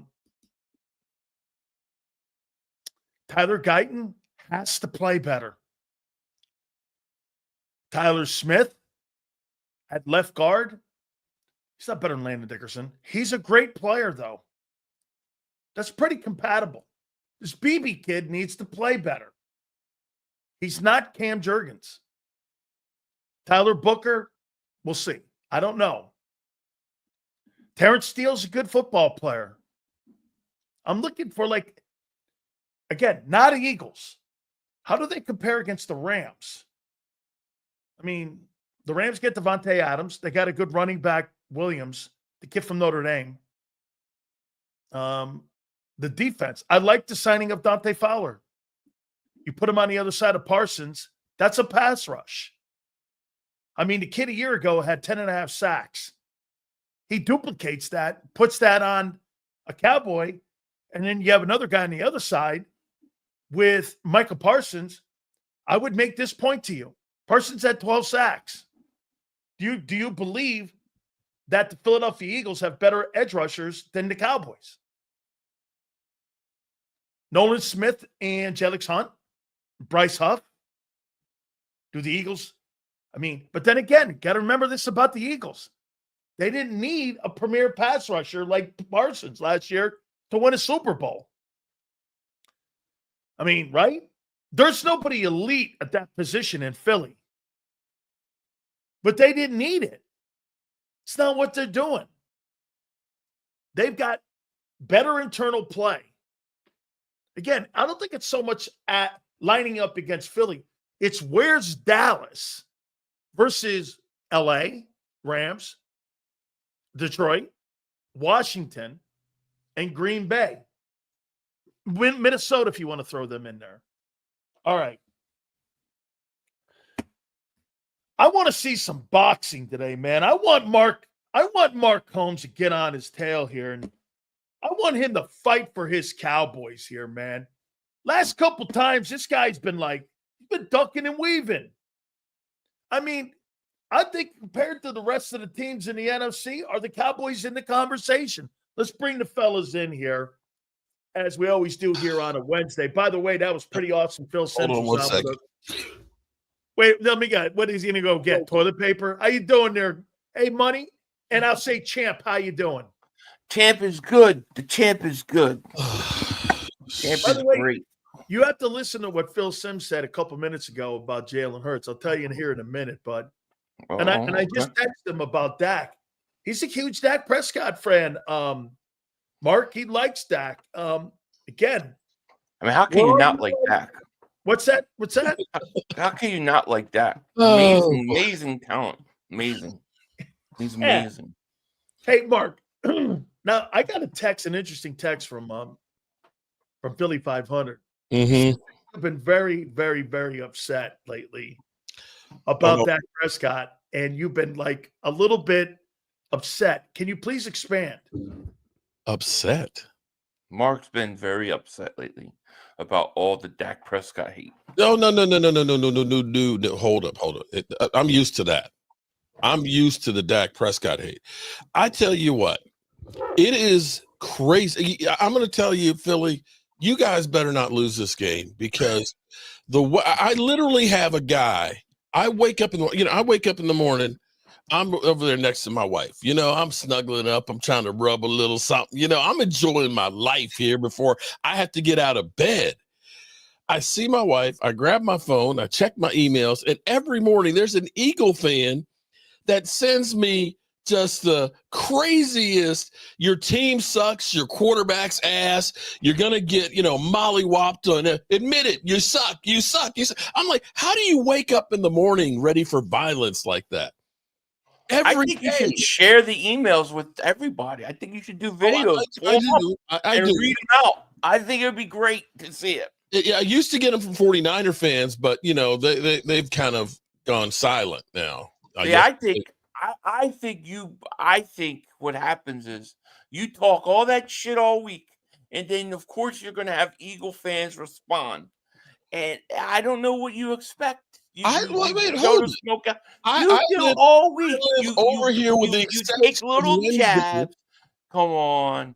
I live over here in my own little world, okay? Everybody keeps saying, go ahead, say it. Go ahead and say it. Say you're going to the Super Bowl. Say you're going to beat the Eagles. It's like, I ain't said any of that. I am happy that my team has actually made some moves where the players feel better about the organization, that apparently last year with Mike McCarthy and the way he got bitch slapped by the Cowboys organization that there was this pall over the whole team. And, everybody's just kind of like, we don't know what the future's holding. At the moment, I can say people are excited. I don't know if that's going to equal wins. And I'm going to say the Cowboys are actually making some moves that are, can I say, Eagle-esque in trying to fill out a roster. Not Eagle-esque. Well, here, let me ask you something. Compared to what we normally do. Yes, it is. Mark, you know what I think? And I'm going to tell you, for me, and by the way, this is not indicative about who the better player is. Okay, this is not. I think one of the most important people in the NFL this year, one of the most watched players this year, will be Dak Prescott. Always. And I'll tell you why. Is he going to suck? Is he not? Is he going to carry the team? Philly, to what you say, I mean, there's a reason the Dallas Cowboys are the most watched television show every year. It's because of the brand itself. So I put him next to Mahomes because I want to know, don't you? You're going into year 10 like we talked about. Do I want to know what? What do I want to know what? I want to know if again, Michael, now here, wait a minute, Philly. Jordan didn't win a championship for 8 years. Okay? Wasn't like it was instant success for him in his first 8 years. Scoring champ, put a lot of numbers up, kind of the way Dak is. Okay? But eventually, well, Dak's put up great numbers, don't you think? Oh, yeah. He put up Jordan numbers. I wouldn't put up Jordan numbers. Well, I think leading the NFL in passing touchdowns is pretty John impressive. Stockton numbers. Well, no, I think leading the NFL in passing numbers is pretty. I think that's impressive. I don't think that's something to sneeze at. No. Look, I think Dak is a great regular season quarterback. But I mean, to me, what's it matter? If you're a Cowboys fan, you're going to give the guy a pass no matter what. They already got excuses planned for him. If Dak goes in the playoffs, throws 3 interceptions and loses, they're going to blame everybody else. They're not going to blame Dak anyways. He's not held accountable like Donovan McNabb was held accountable, or Jalen Hurts. Like a Jalen Hurts is held. There's no way. You're going 10 years, and they refuse to say Dak doesn't win big games in the playoffs. Like, to me, he's Kirk Cousins. Kirk Cousins, great regular season quarterback, but can he win a big game? That's if you ask that question, it's offensive to Cowboy fans. I don't understand how it's offensive. I think it's a fair question. Here's the reality, though. See, the funny thing, this is what is not taken into consideration. The Eagles team won the Super Bowl. We can all agree that if you didn't have Saquon Barkley as part of that team and that offensive line, you're not winning the Super Bowl. Agreed. Okay? Okay. Hold on. Let's just hold on. With Dak Prescott, you can look with Dak and without Dak. Without Dak, the Cowboys are below 500. With Dak, they win a lot more games. The Cowboys, with the shit show that we typically put on the field, have actually overachieved for the talent that they've had. When we got rid of Amari Cooper and we had just CeeDee Lamb and Noah Brown was our number 2 wide receiver, you had a Zeke Elliott who was 3.7 yards. He barely made 1,000 yards. You had Tony Pollard with 700 yards. And you had an offensive line that had Tyron Smith that's out. You had Terrence Steele, who was going into his second year. You had a bunch of no names, including Jason Peters. You don't look at that and say that's equal to what you had with Saquon Barkley, with your wide receiver core and things like that. You don't have enough voices in there. No. But see, here's the flaw in Mark's argument. He's taking 1 or 2 years that's true, okay, that he has a point, and he's making it seem like it was his entire career when it wasn't. When he had good teams, like for instance, in 2020, going into 2023, I think Dallas came off a year where they had the number 1 ranked offense in the league. Yes, and they still lost in the first round of the playoffs. So if you have the number 1 ranked offense, when your defense you can't tell me yards on the ground, you can't tell me your offense isn't good enough to go. Let's take that game. Let's take that game. 14 penalties. How many of those penalties were on Dak Prescott? Which game are we talking about? You said they lost again. We're talking about there were 12. Is that where Dak slid with no time left and no timeouts? So we're talking about 14 penalties. Smart Hold on. like that. No, Philly. See, this is the bullshit that you Eagle fans do. Now, Sills, you want to see some boxing? It's not. No, I'm fed up with the half truth. I told you. Hold on. I done listened to you. I didn't listen to you trash my quarterback. But when your team has 14 penalties and none of them the quarterback, when your running backs have a total of 61 yards running the football, when your defense gives up 169 yards, including the craziest penalty I've ever seen, a defensive end, Randy Gregory, passed the Dutchie from the left-hand side so I can get high, tackles an offensive lineman on third down that would have stopped them and given them the ball with better field position and more time so Dak Prescott didn't have to sign. The only person you talk about is the quarterback. Nobody else showed the fuck up. No, because the quarterback is judged differently. Okay, so I could go back and I could say, come on, bro. Every time Jim Kelly lost Super Bowl, it was everybody else's fault. How about going against Green Bay? When Donovan McNabb lost all those NFC championship games, see, this was everybody else. This is the bullshit that you get. The problem is that isn't me, Mark. The problem is that you can't accept responsibility at all. Not even 1%. Okay, so when Dak Prescott, going against Aaron Rodgers, throws 3 TDs, one game you had the 304 what about the other yards, games? What about the other playoff games? What about the other playoff hold it for 53 seconds? Every time it's somebody else. Wait a minute. Mark, rise. Wait a minute, guys. It's ridiculous. No. Let me ask this question. It's ridiculous. Don't you think, Mark, that right now, like, look at this. What's happened with Jalen versus Dak, okay? Jalen Hurts is no longer going to be judged any longer with what he does in the regular season. He's just not. And I just heard Philly say this about Dak. Dak could have the greatest regular season in his mind and have 5,000 passing yards and 41 touchdowns and 5 picks. That doesn't matter to Philly. And just like with Jalen Hurts to him, Jalen Hurts can have the shittiest passing attack in pro football. That doesn't matter. Phil Simms said this. I don't care. You're going to be gauged on what you do in the postseason. And that's where we are here because don't you agree, Philly? It's no longer Dak can't do anything right now until he gets into a wild card game or he gets into a divisional game to you to change the narrative. Don't you agree with that too, Mark? I agree. Mark, 100%. He's had great years. Yeah, I hear you. I would just like to see him on a team that's stocked like the Eagles. How about that? And I will say, you know what? And I will say, you know what? This year, having actually 2 legitimate wide receivers instead of, let's take a look at the last number 2s we've had. Last year was Jalen Tolbert, who's not a bad receiver, but he's not a legitimate number 2. He's not. No. Okay. The year before was Brandon Cooks, who's past his prime.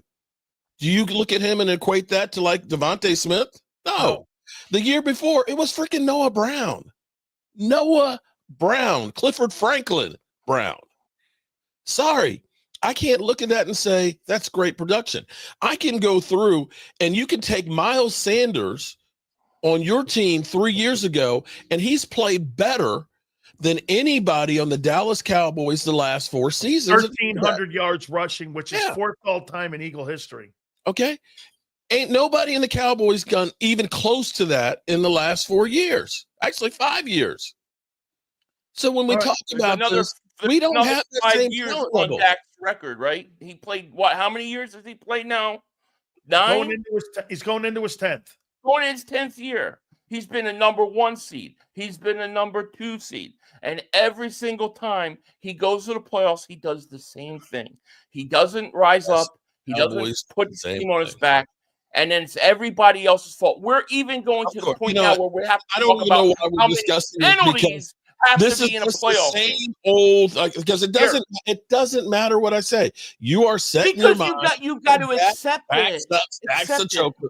It's an all Cowboys problems Accept for the it. last 30 years have been Dak Prescott's only. It's just been his from the time he was born.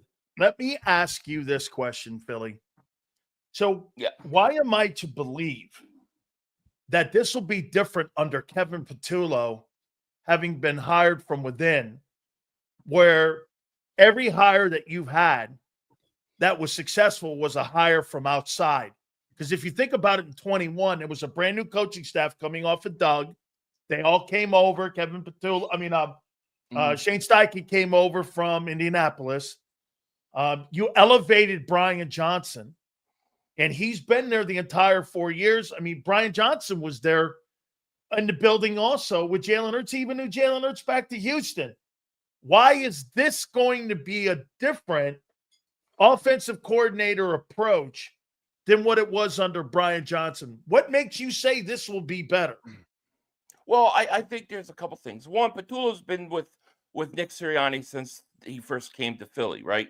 So the second thing is I think they found their identity. They know what they want to do. They're not going out trying to have some dynamic passing game and do all the things that the Detroit Lions did. It's simple. They're gonna run on you. They're gonna wear you out. They're gonna use their offensive line.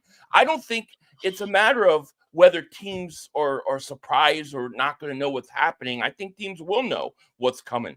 It's just a matter of, can you stop it? And I don't think anybody can. So I don't think you need to find an identity. I don't think the offensive coordinator needs to find, things that he does differently. I think we know what they do and what they do well. And I think we know that they're going to run the ball a lot and they're going to wear you down. So I don't think it's as big of a deal.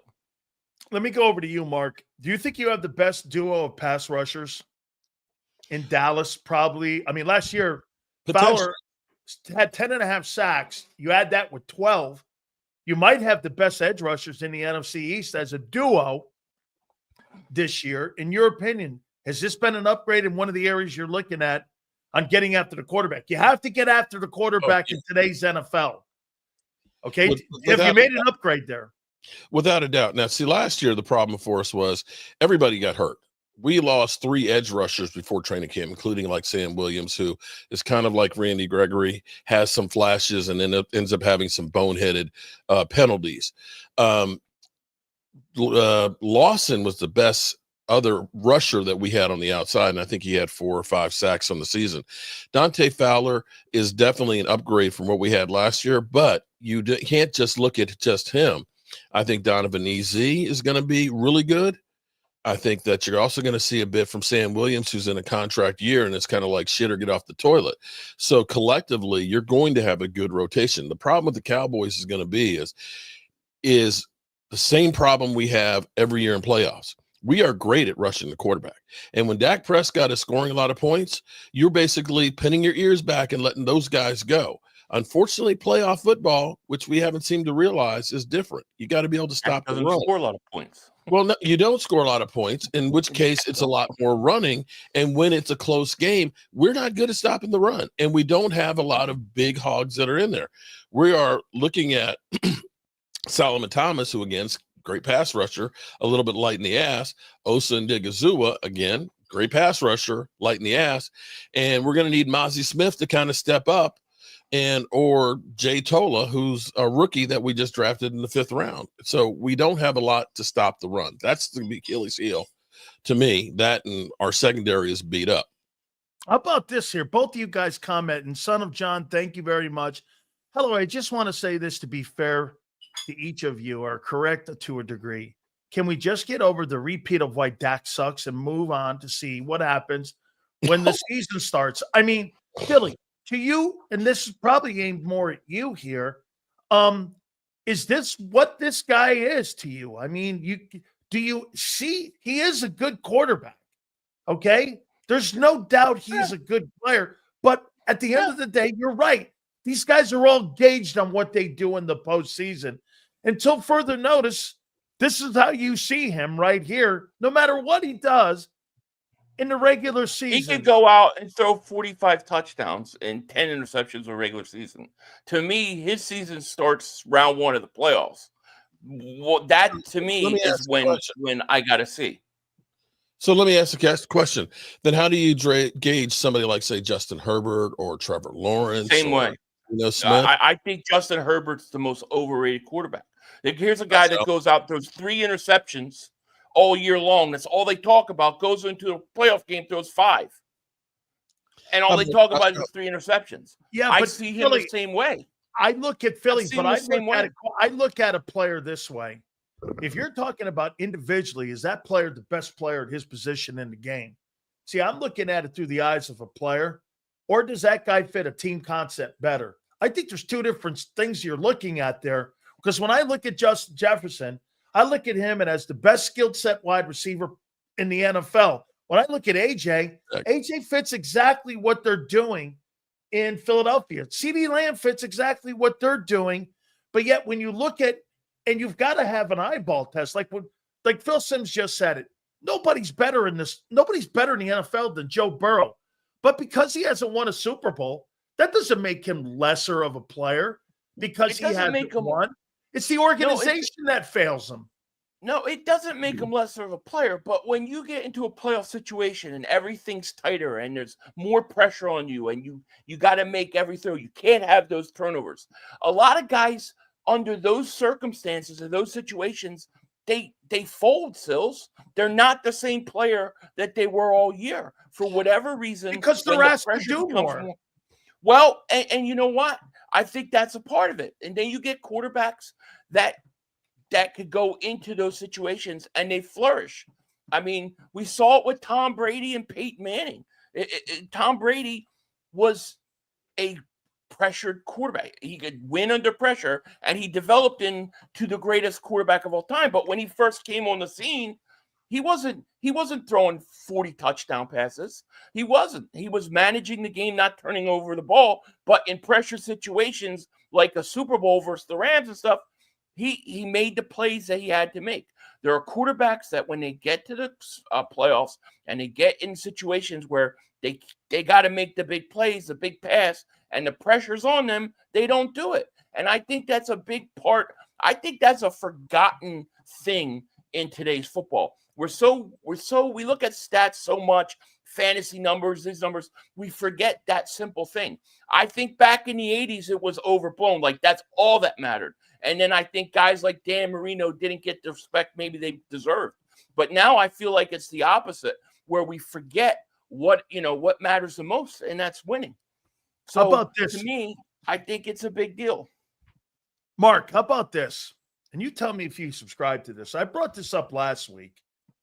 And to me, I mean, he's not wrong, because when you're evaluating guys when it comes to where you are in the history of the sport, championships and winning has to matter. It has to be part of it. However, when I look at a guy like Prescott, Josh Allen, Justin Herbert, those teams are all going to be dictated by how well they play week in and week out. Jalen Hurts doesn't have to play great every week. I mean, the playoffs are a prime example of it. There were 2 games that he played in the playoffs where he didn't have to be exceptional. Now, to Philly's point, Philly, I'm not dispelling the fact that you have a great GM. They built the team great. There's no question. I don't think, Mark, that there's very few quarterbacks in the NFL that can win 4 or 3 straight ball games carrying a football team on their back. Josh Allen has yet to do it. Lamar has yet to do it. Last year, even Mahomes failed in going 3 straight. Those quarterbacks, that team, they're dictated by how well that guy plays every week. Jalen's not. He doesn't have to be exceptional every week. It's not a rip. It's not a rip, Philly, because your team is so good. There's 2 stars to it. That's your advantage going into the playoffs. He doesn't have to play exceptional. But here's the difference, though. The difference, and the thing with Jason is that when when he did have to in the playoffs, in the Super Bowl, when he had to make the plays, he made them. If Dak Prescott or Herbert or any of these guys do one time and prove they can do it, no. They'll always be looked at differently. No. Bro, seriously. The last time we were 12-5, we had CeeDee Lamb with 1,700 yards. Incredible season. The next closest person was Brandon Cooks, well over 1,000 yards behind him. 1,000 yards. Wait. Argue the leading running back, Tony what Pollard. About the rest of the year? Hold on, Philly. I've listened to your shit now. Let me at least speak. You can't, because here's how I know I'm beginning to make some hay. Because that's when you interrupt me, because I'm actually making sense. The Dallas Cowboys, the last time we were 12-5, had one receiver that was good. One, CeeDee Lamb. Everybody else was a bunch of guys. And you had Tony Pollard, who was not an inside runner. The Cowboys, being as cheap as they were, said, let's get rid of Zeke. We'll make Tony Pollard our all-weather running back. He averaged 4.1 yards a carry and 1,000 yards. And that's what we had as far as weapons going into the playoffs. So when you go through here and say, he's a choker, and you've got Jalen Hurts, who's got an incredible offensive line, who's got even Dallas Goedert, who is a really good tight end, A.J. Brown, Devontae Smith, a great line, and Saquon, it's not an even playing field. And by your measure, there's only 3 decent quarterbacks in the NFL, and that would be Pat Mahomes, Jalen Hurts, and Matthew Stafford. Dallas had 3 straight years of 12 wins. They have been a 1 seed under Dak Prescott. They have been a 2 seed under Dak Prescott. Then you know what? And they don't win. And it's always because they don't have something. Let's see how far you go if your quarterback was hamstrung with that same scenario. I guess you would probably not been hamstrung his entire career. Philly, you are not listening to it. If you had the same shit the last time we went into the playoffs, I guarantee you would not be in the Super Bowl. But wait a minute, Mark. You can't even get out of the first round. Bro, you're not talking about the 1,000 yards more than what my guy did. What about the first 5 years of his career when you had the number 1 offensive line in the league, the best running back? You had a tight end. He had 36 touchdowns, 37 touchdowns 1 year. You only bring up 2018. No. See, this is where you're stating out the highlights. 2016 was the best offensive line that Dak Prescott had. In 2018, Travis Frederick. And what happened? No, hold on. Travis Frederick, our great center, ended up having Guillain-Barré syndrome. Okay, we've never had great tight end play, with the exception of hold on. Great tight end play. You had an aging Jason Witten, who was out of the booth with the Raiders and literally slow as turtle shit. The only other times you had a tight end with 800 yards, you had Dalton Schultz, who couldn't block worth shit, 1 year, and you had Jake Ferguson his 2nd year. Other than that, you've never had any great tight end play. And you've never had, other than 1 year, more than 1 legitimate receiver. I want to ask you a question. The offense has been shit. Let me ask you this, Mark. If Dak Prescott had Howie Roseman running the Cowboys, does Dak have 1 or multiple Super Bowls? Yeah, he's got Super Bowls. You cannot look at the Dallas Cowboys. You know what we do? You go out and get A.J. Brown. We bring in a T.Y. Hilton in the middle of the season. We go out and we get a James Washington. Okay, after we get rid of Amari Cooper, we bring in James Washington and say, yeah. And that Jalen Tolbert, he's going to be great. We literally have a GM that says we're going to do more with less. Philly? Hey, I'm sorry, Philly. Come on. I'm going to ask you the question. Come on, bro. If Howie Roseman is in Dallas, does Dak Prescott have multiple Super Bowls? He's going to say no. There's nothing to lead me to believe it. He hasn't shown that he can rise up to the occasion in a big game.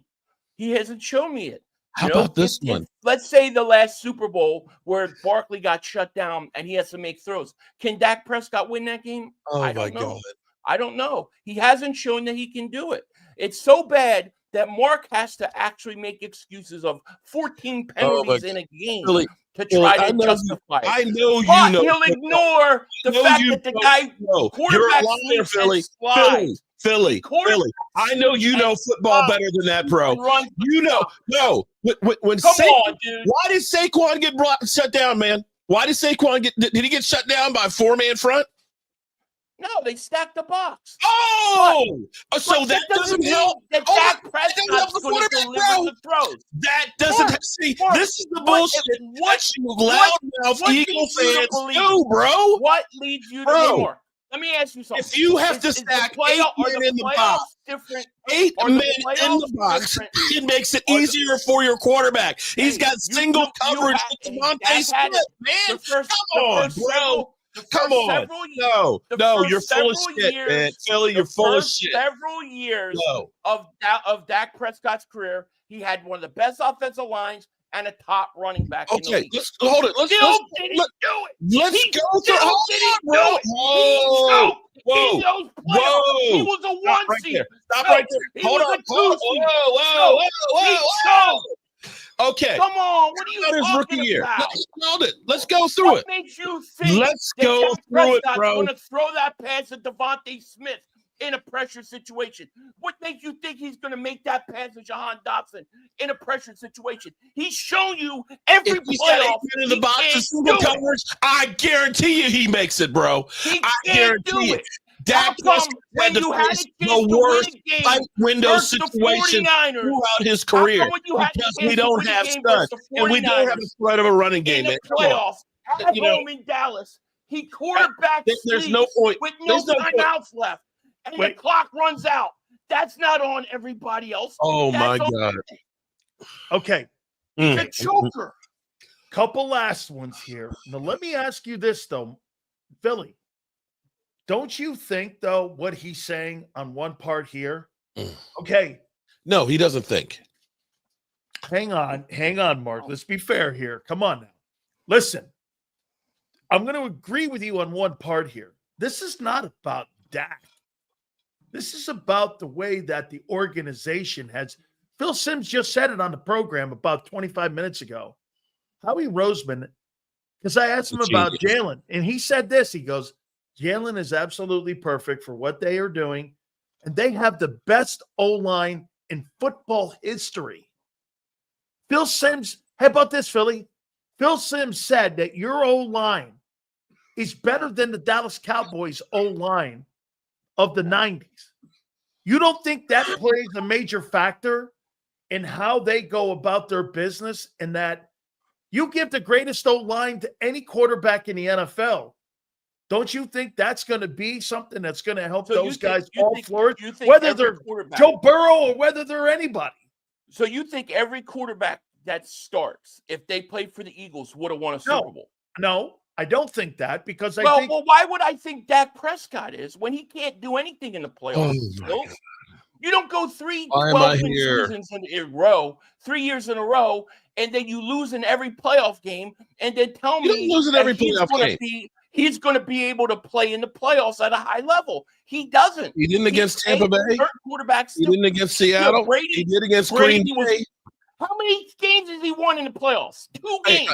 So wait a minute. When they take the lead with 53 seconds left after a game-winning drive and the defense doesn't hold them, it's because the quarterback sucked?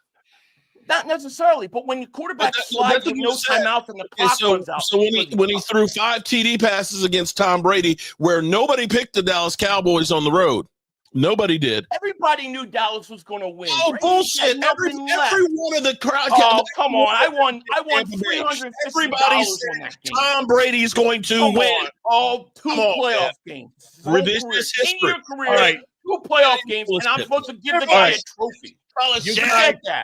You guys have been absolutely. I love this. Is what's going to make Eagles and Cowboys in September 4th going to be great. 99 days, 3 hours, 16 minutes, and 40 seconds. Dak Prescott wants to do something good to the NFC Championship game. So wait a minute. What if Dak wins this game on the 4th? He'll say he's nothing. That's what he's going to say, because he's going to choke in the playoffs. That's exactly what you're going to say. Hey, you know what? If you would have asked me back in 2001, 2002 about Donovan McNabb, I would have said the same thing I say about Dak Prescott. Let's see what he does when the playoffs come. Let's see what he does when he gets to that NFC Championship game, because he didn't do it for 4 straight times. So you compare Dak to McNabb. You compare Dak to McNabb. I think he's Dak McNabb. He reminds me of Donovan McNabb. Philly. All right. Last one here for you guys. For you, Mark. Mark, year 10, I want to ask you. I mean, if not now, when? I mean, right? I mean, does he have enough talent around him to make a run? And let me do this for you. I want to start it out like I started this segment out before you came on. Take yourself out of the Eagles and stop with the Eagle comparison. How do you compare against the Rams, the Lions, Washington, Green Bay, Minnesota? Because somebody's got to play in the Final Four and someone's got to play in an NFC title game on the other side. Do you think you're in the room with those other teams that I just mentioned? Take the Eagles out of that. Put one of those teams. Do you think you're in the room with Washington and say the Rams and Detroit? Well, with Washington, surprisingly, Cooper Rush actually won against them, and we actually played well the second game against him. So I'm not going to go through here and think that we don't have a chance against them, as well as with the Eagles. Contrary to what you guys say that Dak just sucks, we know that in his division. Okay, can I finish my conversation here? But you got to put the. You got to say the right thing and come out there and bitch slap you. Yeah, you try. I will double moonwalk that ass. All right. You're always talking about my ass. It's kind of suspect there, Philly. Double moonwalk. Yeah. I'm coming for them meats too. It's kind of suspect there. I'm coming for them meats. Okay. The thing with the Cowboys is, we got great feelings. We got some help. We're still making up for all of the losses we had the year before, but you do have a completely new coaching staff that's going to have to meld these guys together. I still think we are in trouble as far as our secondary, because Savon Ravel is a rookie and hasn't played since September, and Diggs probably won't be ready till about the middle of the season, as well as Overshown. Could the Cowboys be competitive? They definitely should be, but I'm not going to be here to say, we're going to be a Super Bowl team. We're going to be romping through it. There's a lot of unknowns that we have right now. We have to see what cream rises to the top, and maybe you get some guys that play better than you're expecting, and if that happens, yeah, you got a chance to be up there with everybody else. Philly, I want to ask him these questions here about, again, we pretty much know where the Eagles are. I want to know about Joe Milton. What do you make of him? I mean, what do you think the type of impact? Do you think he, again, as a backup, okay, I think he's a good backup for them. How about this? George Pickens.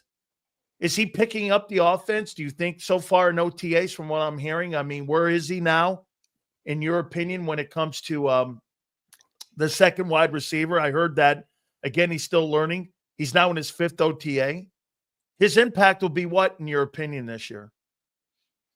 Me or Mark? Yeah, Mark. Joe. I think it's going to be huge, because you can look at the interesting thing with Dak Prescott. Everybody always says, well, Dak Prescott doesn't elevate guys. Well, I tell you what, he took a Randall Cobb who from 2014 just kept dropping from 1,200 yards down to 383 yards.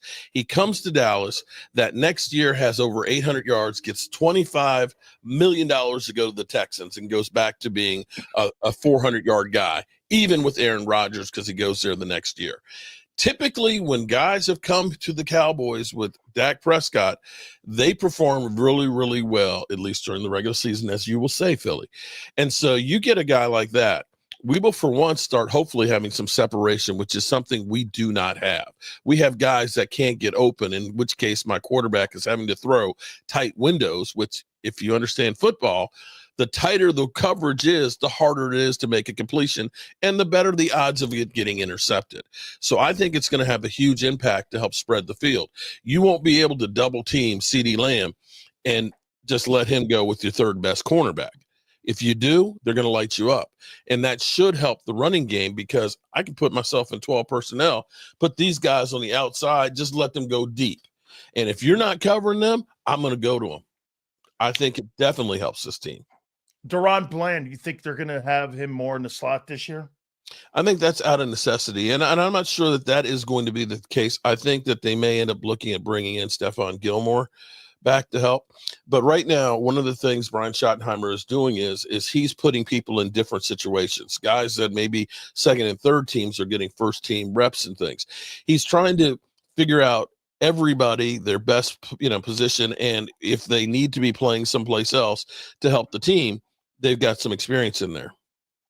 Last one for you, Philly. The improvement, what's the number one job that Kevin Petula has this year, in your opinion? What's the number one thing you want to see? Because he said something interesting today when he addressed the media. He said, I'm the number one voice in the room. Okay? And he learned a lot because last year, Kellen Moore had to adjust on the fly. And he learned a lot about being a coordinator. But for you, what's the one thing you want to see with Kevin Petula? And let me add to this here. I asked this question to Philly fans, and they blew up on me and got upset. Do you think that offense, the last 2 years, with all the talent that you have on that team, do you think they've reached their potential with all your talent? Do you think that they have leveled? Do you think they have raised and they have fulfilled the talent level of what you have on the team, and they've lived up to the expectations? 90% of the people in here said yes. I said this. If that's the case, you're in trouble because you won a Super Bowl playing C-plus football, I thought. C-plus Well, wait, football? You're so dominant. No, that's what Phil said. You were so dominant that you played C-plus offensive football. How could you be so dominant and be C-plus? Because you're one-dimensional. So wait a minute. You think you're then you one-dimensional. must think, wait a minute, then you must think you lived up to the talent level of No, the offense. And they've exceeded it. If you're asking me, do I think there's room for improvement? Yes. Yes. We can become better. Yes. We haven't peaked. We haven't peaked yet. We you know can what get Phil better. said because you guys were so one-dimensional? He said I feel better about it because it shows you how dominant you were. Well, that's the thing. If you're that dominant run game wise, I mean, I don't see the need to say, well, we want to look better passing. We want better passing numbers, so let's not run as much as we are when it's that effective. So then you're happy with what the talent level has done the last 2 years of the football team. We won a Super Bowl. And you think they've lived up to their? Why would I be? No, I don't. No, I think there's room for improvement. They can get better, but I'm not unhappy with where we're at. We just won a Super Bowl. My quarterback was just MVP. So no, I have reasons to hope that they can improve. I would like to see the passing game improve a little bit. I would like to see more out of my third wide receiver. I think Devontae Smith doesn't get the ball enough, to be quite honest with you. There's room for improvements, but am I totally I don't know how I could be dissatisfied when they just won a Super Bowl and my quarterback was MVP. Again, like I said, though, I mean, don't you think that offense should be that should be the greatest show on turf. Scoring fit. I mean, like this. Don't you think that the offense should look like the NFC title game and the Super Bowl every week? Yeah, but I mean, that doesn't happen. It's different. Regular season, you go through your ups and downs. What team plays at a perfect level every week? I mean, that's obviously what you strive for. That's the goal. Doesn't happen. However, but what did you just say? Just play like you played in the championship game and the Super Bowl. That's right. When the game is on the line and it matters more and the pressure's higher, that's when my team played their best. That's what you want from a championship team. That's what we need to see from these other quarterbacks around the league that haven't won in big games. I think it matters. I do. I agree with you. Mark, I'll tell you what, after listening to some of the Cowboy people and talking to some of the Cowboy guys, they're pretty happy with what's going on right now. They just need reps to figure out what they are and to get their identity. And I think they have improved. I think the roster's improved. I mean, I still think you're going to be suspect a little bit. And the biggest question marks are going to be running the ball and stopping the run as usual. And that's where the Eagles have the advantage right now. is that they run the ball and stop the run. I mean, since 1920, that dynamic has not changed. I think this thing's getting really, really awesome. We're 99 days in honor of Jerome Brown. How you doing there, Philly? In honor of 99 days. Man. I mean, I'll tell you what, man, you are probably the biggest critic of Dak Prescott.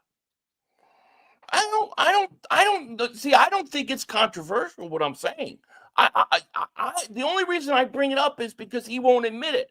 He'll go on there and talk about Lawrence. He'll talk about Herbert, and he'll bring up these things. But when it comes to Dak, he doesn't. All I want him to do is acknowledge it.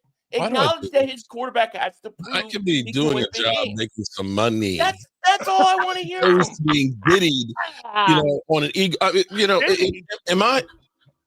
Am I just here for the fresh meat? Being Diddy. It's a literal. I thought you said Diddy. Don't you think he gets? Don't you think he gets too offended by it? I thought you said Diddy. Sorry, Diddy. dude. Yes, I come in here and get Diddy. Okay. You would think I'm talking about his son. I love you guys. Listen, look at him. Look at him, Sills. He's a mess. He's all pissed off. He's mad. So. He's aggravated because we're talking about Dak Prescott. Every morning I wake up, I get hate mail from Eagle fans. Okay, y'all I think nobody can't even do a live stream without Eagle fans in here talking all their shit. And then look, we're doing this debating. Hold on. Here's how crazy some of you Eagle fans are. So I got somebody in here in my chat saying Jalen Hurts went to back-to-back Super Bowls. That's a lie. And I had another person that was sitting there saying that Jalen Carter, every time he played against Tyler Booker, kicked his ass. They never played. Stop making shit up. Mark is passive aggressive. Mark is so passive. He'll do like 5 videos. He'll take cheap shots at the Eagles. 10. And then when the fans come back at him, he goes, "Why are you coming after me? I didn't do anything." Mark, he knows what he's doing. He knows what he's doing. Hey, Mark, great stuff, dude. Make sure I love Mark. I love him, but he's wrong about that. Until Dak can win, he's wrong. I love Mark, but he's what would wrong. you have to talk about if it wasn't Dak Prescott? It's not personal. We would talk probably about my No, wait a minute. You know what we'd be talking about? We'd be talking about the next Dallas Cowboys starter. Okay. Was Tony Romo a choker? Was Tony Romo? We had that field goal. That was bad. Okay. And I can't blame. Mark, I think they got robbed. I think they got robbed. The catch was Tony Romo choking.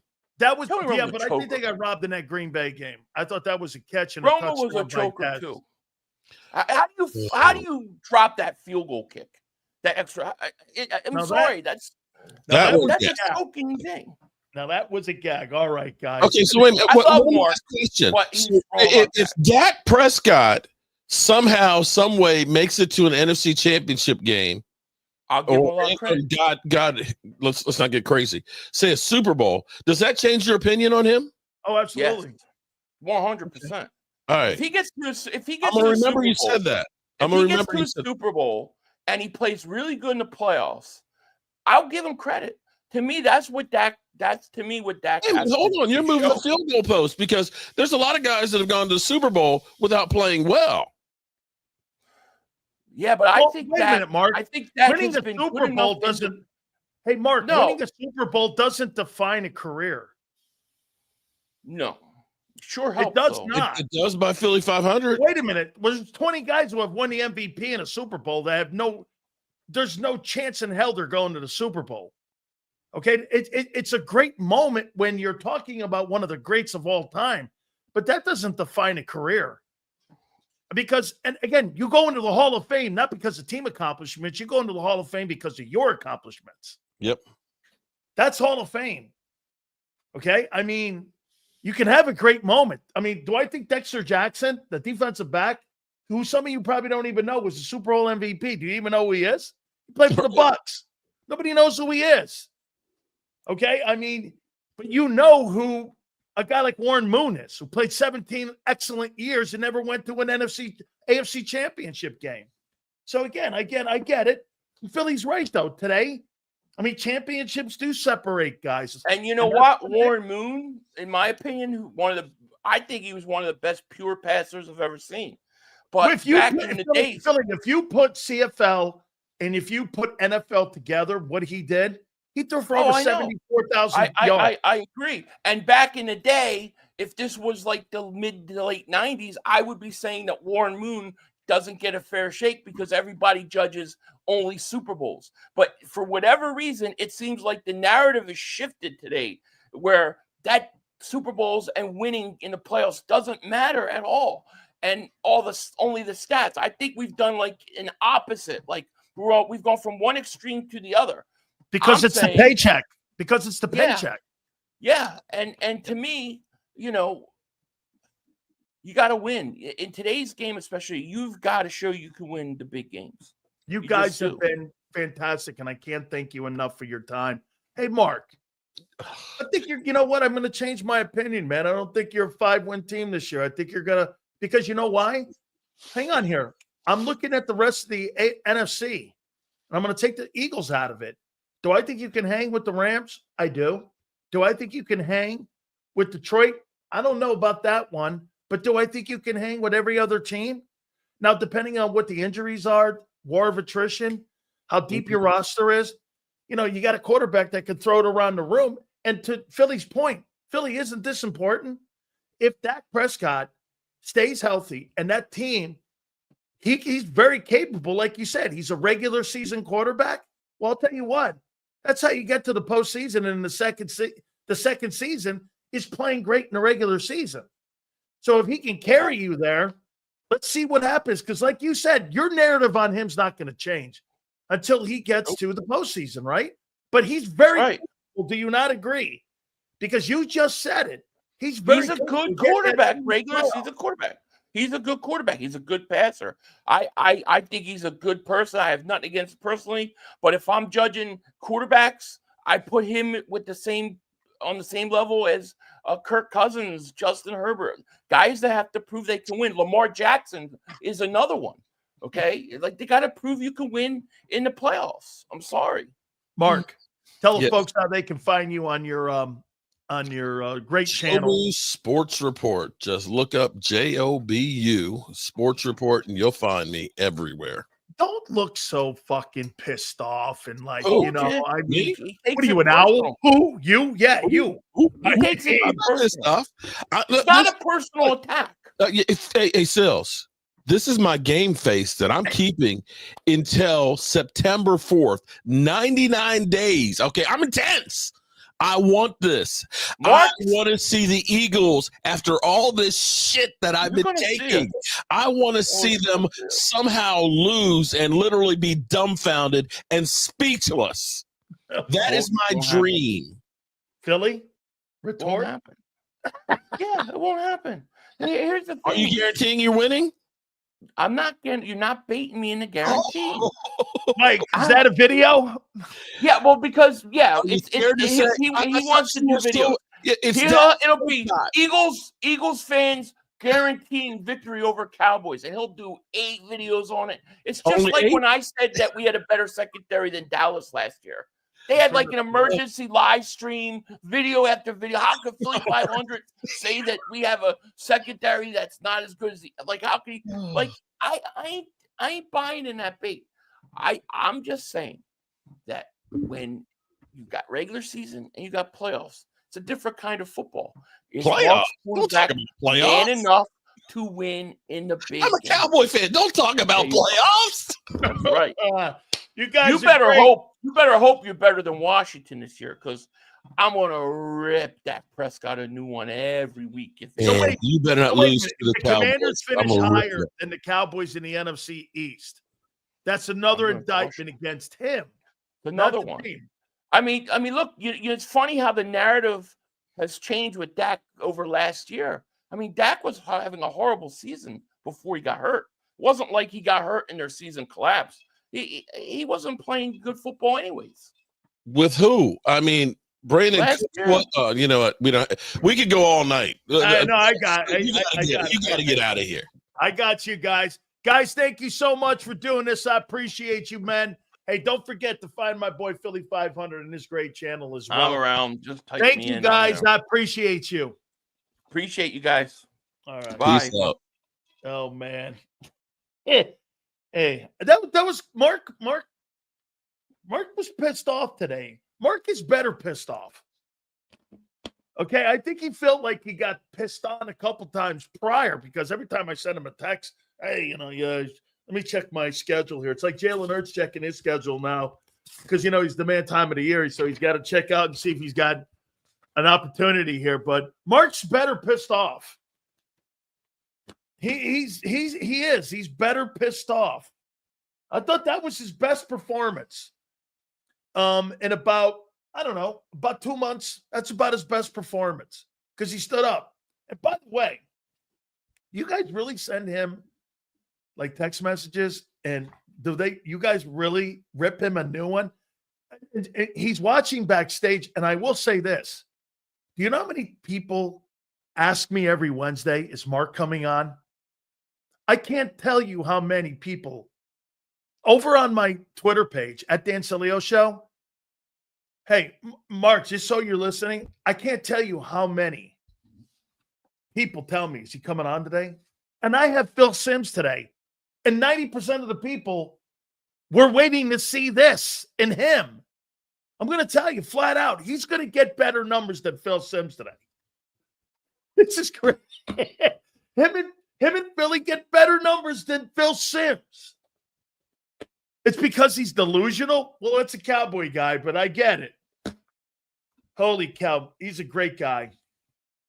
And I appreciate him doing this.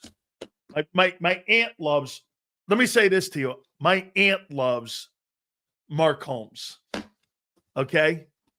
She does. I don't know why, but she loves him. All right, guys. Look at this.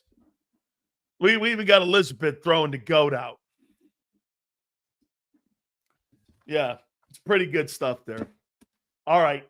Guys, do me a favor. Please check out my friends at Morgan & Morgan. With over $30 billion recovered, making them the number one injury law firm in all of America. And why? They win. It's the number one reason why Morgan & Morgan is number one. It's because they win. I told you about the families all across the country. Ultima Morgan and John Morgan built this company 30 years ago, and it's out protecting families.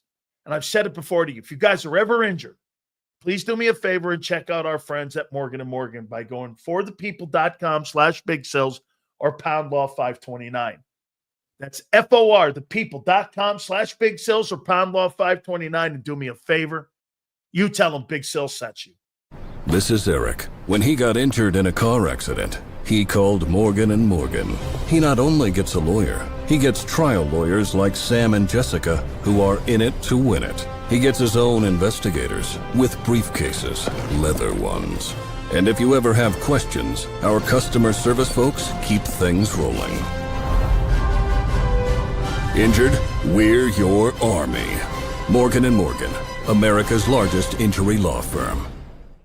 Your financial future is on the line. Are you ready for what's next? At Leone & Company Wealth Management, we help young professionals, business owners, and pre-retirees navigate the complexities of building and protecting wealth. For young professionals, we'll help you grow your wealth, plan for your future, and make the most of your hard-earned dollars. For business owners, we provide strategies to protect your company, manage risks, and create a lasting legacy for both your business and personal wealth.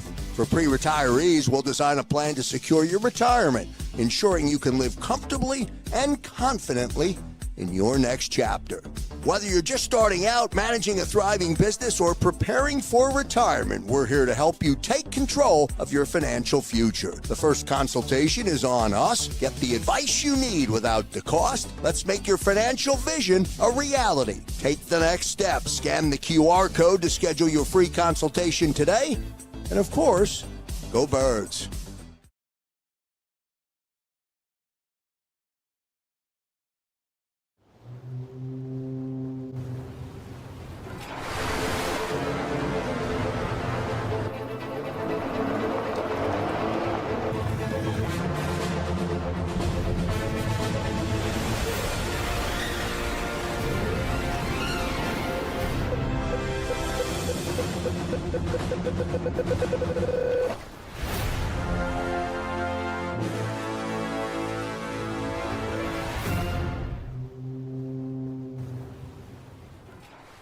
They're carving them up and good play calling along the way. First and goal at the 6.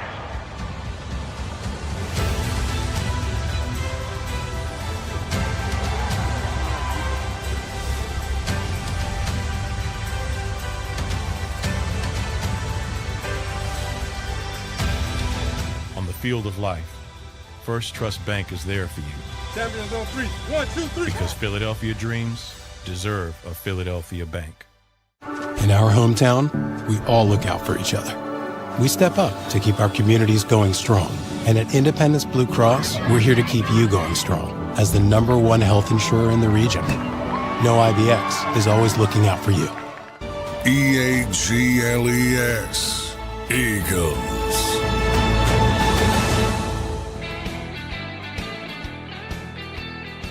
That was fun.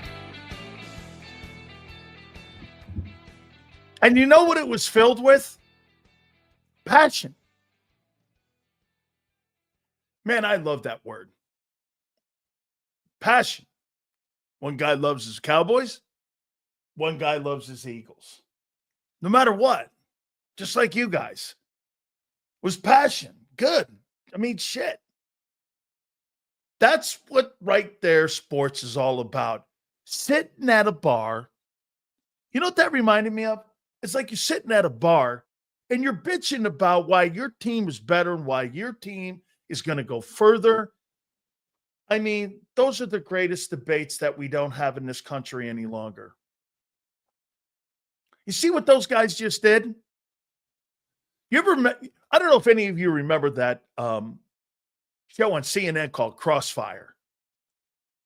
That's what that reminds me of. That's why I set it up that way. It's like Crossfire. And those are the best shows. It's because both guys are emphatic about their position.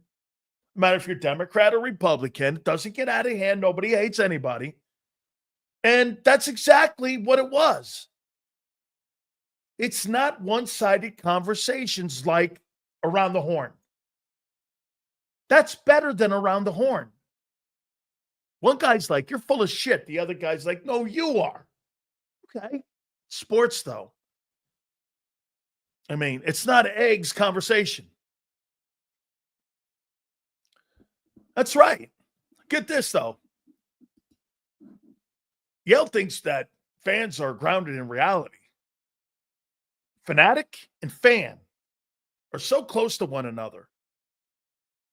Okay? Like I said, the difference here, Yale. This don't hurt anybody. This doesn't hurt anybody. Sports. It's the best thing on the planet. It's the best tonic that you can have. Yeah. See this? That's right. She was right. These two guys really like each other. Do you know Philly 500 really doesn't like coming on unless Mark's on? Because they have fun. That's all I'm looking for. Smile. So look at what we had. We had, oh, by the way, Xander just told me, both will be posted. The Battle Royale between Mark Holmes and Philly 500 and Phil Simms. I think Phil Simms, am I right, Xander, when I say this? I think I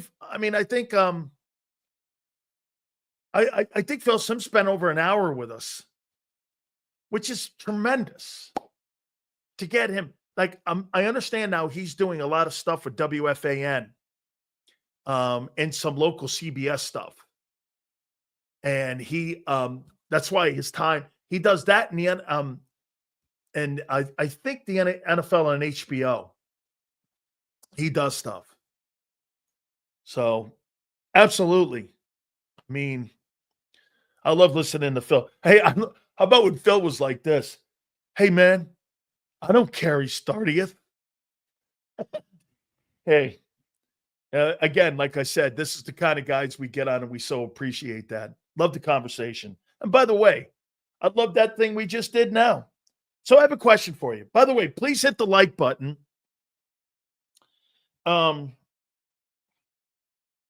Here's something to keep an eye on in OTAs for the Birds. Are you going to move Q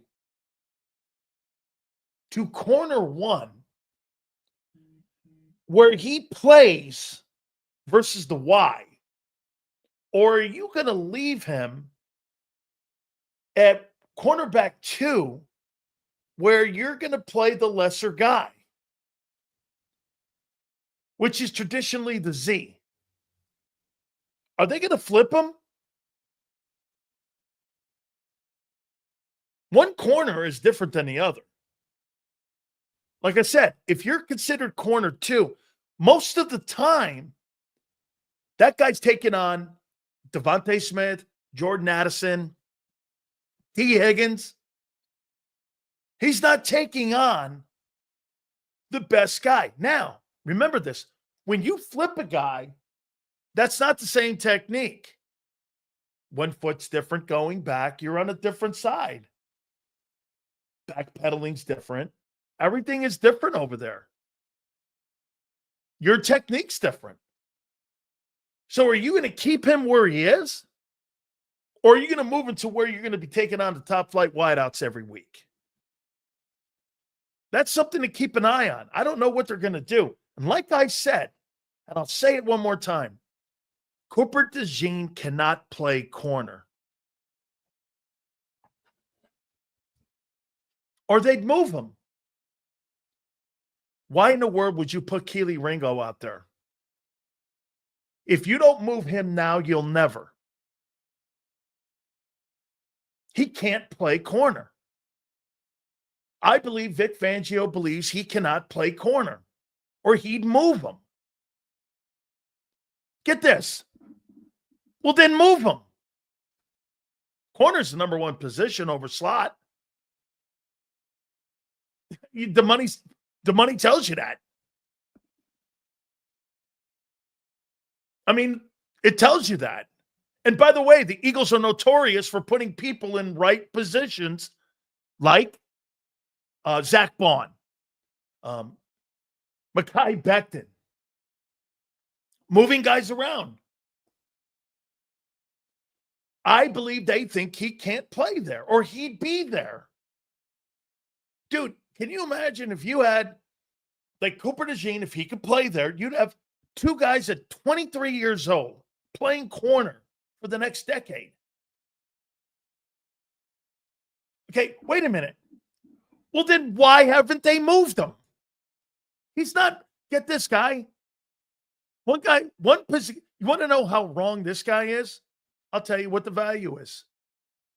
The highest paid slot corner makes $12 million. The highest paid corner makes 32. What do you think is the more valued position? This is a stupid take. It's a stupid take. Stars get paid? Okay. Highest paid star slot corner. Highest paid star slot corner. NFL is who?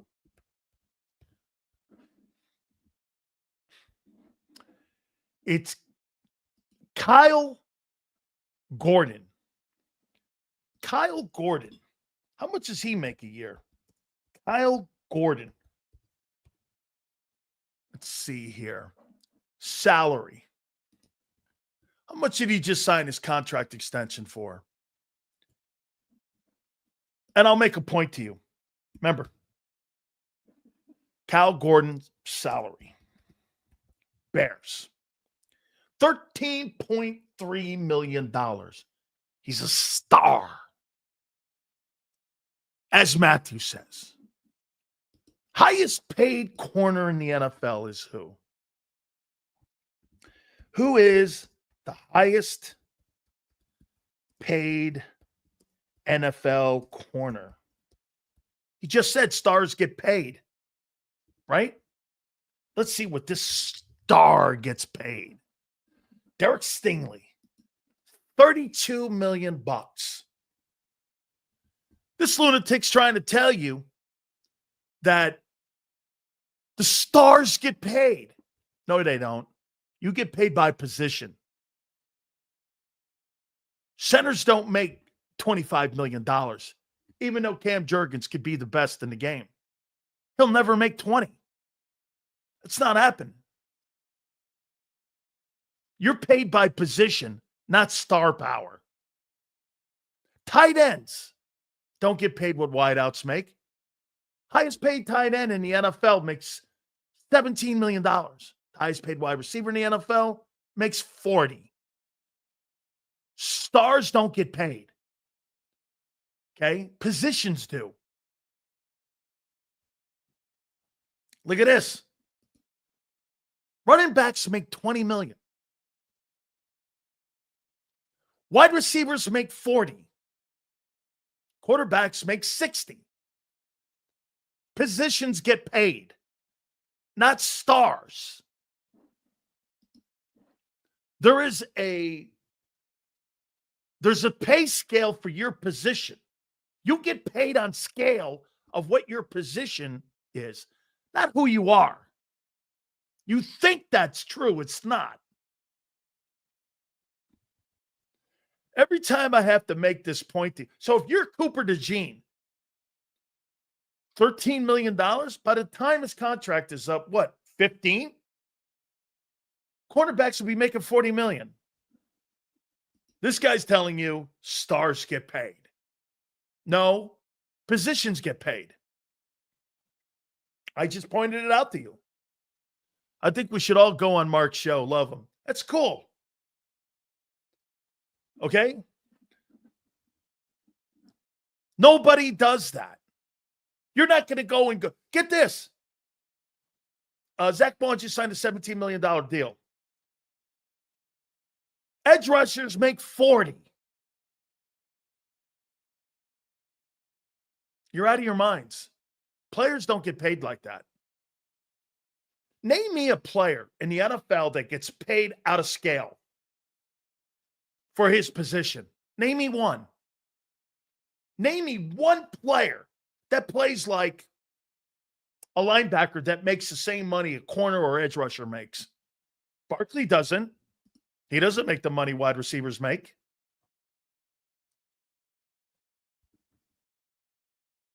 Get this. Devontae Smith makes more than Barkley. Guy on your own team makes more. Wait. The second best wideout on your team makes more than Barkley. Stars don't get paid. You get paid on your position.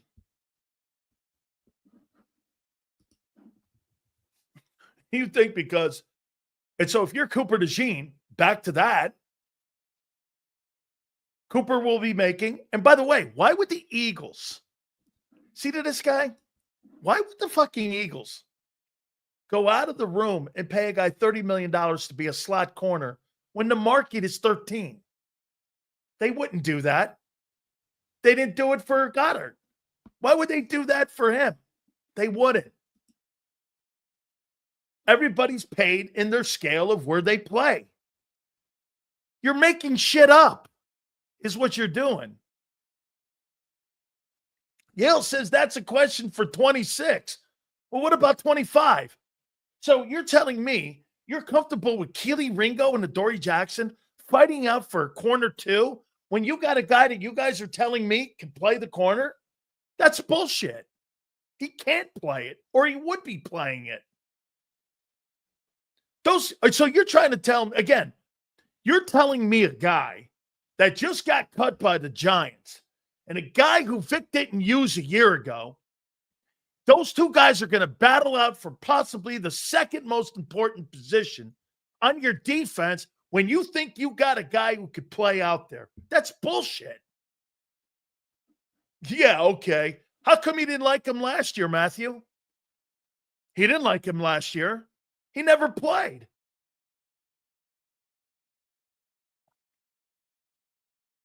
He never played.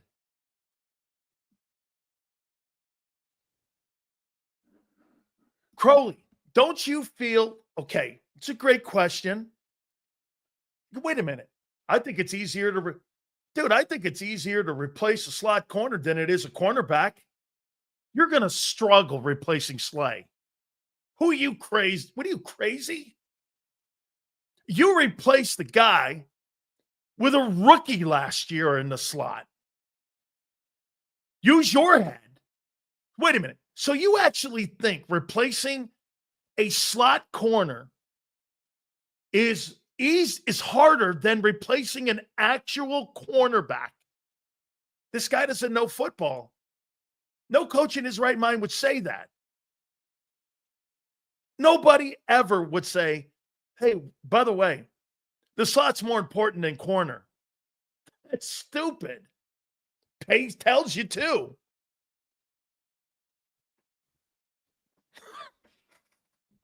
Yeah, okay. That's why the pay scale's what it is. Because according to Crowley, the slot corner is a tougher position than the cornerback, even though those guys make fucking $30 million. And the other guys make $10 million. Yeah, okay. 3-1. That's the pay scale. But hey, it's, the slot guy's easier. What a douche. You gotta be kidding me. So there's no other player on defense that could play the slot position, or Vic likes having both Cooper and Q on the field together. Okay? Well, why not have Cooper and Q on the field together playing cornerback? Dude, corner is tougher. And for the record, Vic Fangio's words, slot corner is nothing near playing cornerback. They're two completely different positions.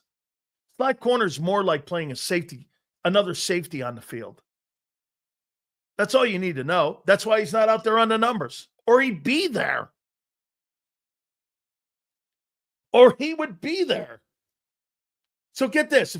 Here. Okay. Sleeping on Ringo? Where was he a year ago then, Daz? How come he played Isaiah Rodgers and not Keely Ringo? Huh? How come he played Isaiah more? Because he's 22 years old? Well, so was Cooper DeJean and Q last year. And? What other excuse?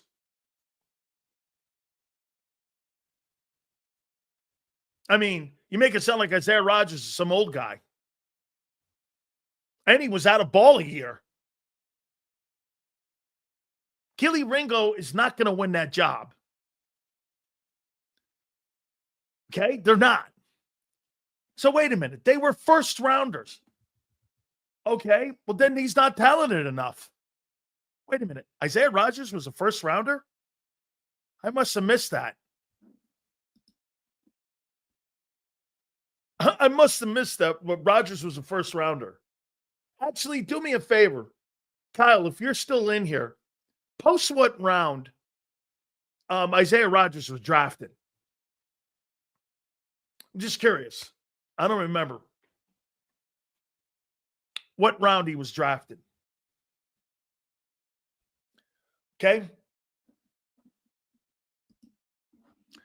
Coot stop, chase leveled Queen. That's got nothing to do with playing corner. Nothing. Zero. Okay.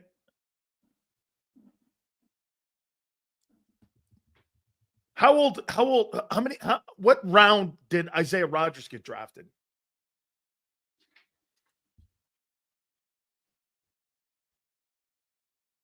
His hips are good? Well, then why didn't Vic play him last year?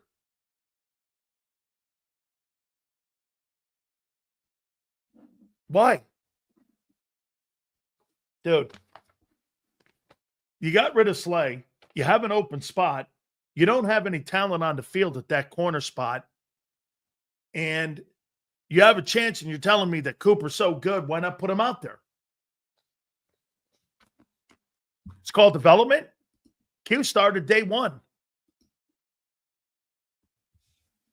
Cooper started day one. What happened to Keeley? This is year 3.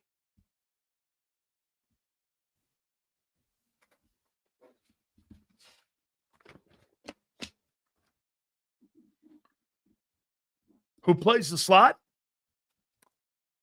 Makuba. Put his ass in there. Or Sydney. Somebody's not going to win the other safety job for replacing Gardner Johnson, right? Put the next best. If these guys are so good like you're telling me, like Sydney and Makuba are good, well, the guy who loses goes into the slot.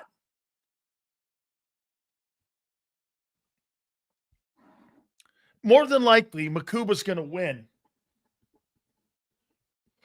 the safety spot because I don't think anything of Sidney Brown. Hey, just to keep this front and center, Sidney Brown and Tyler Steen, 2 third-round picks, by the end of the year will be bust.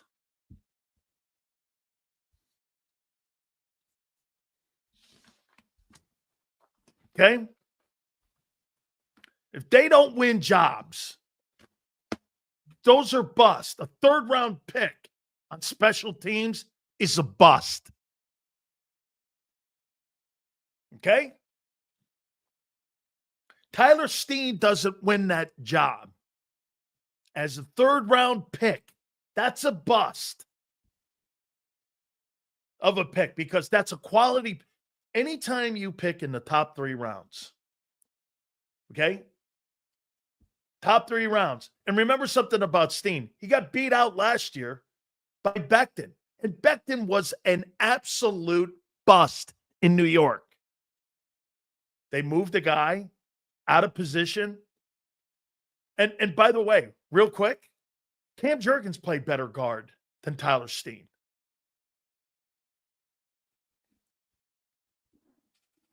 Well, then, Abe, you don't have a corner or you don't have a slot.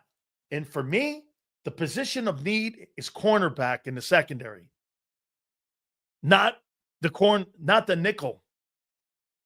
That's the least of my concerns. It's corner.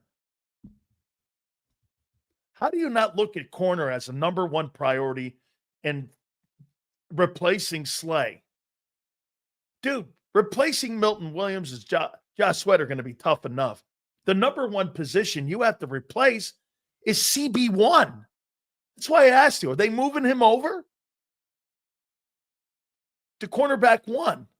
So far on the depth chart, he's still where he was a year ago. He's still going to be covering the Z, which is the second best wide receiver. And that tells me something. Vic's still developing the kid. And if you look at the depth chart right now, he's not over at the right side. He's not covering the Y. I told you, that's something to keep an eye on. Why aren't you moving him? If you're so confident that guy's that good, why aren't you replacing Slay with Q? This guy was cut. He was cut.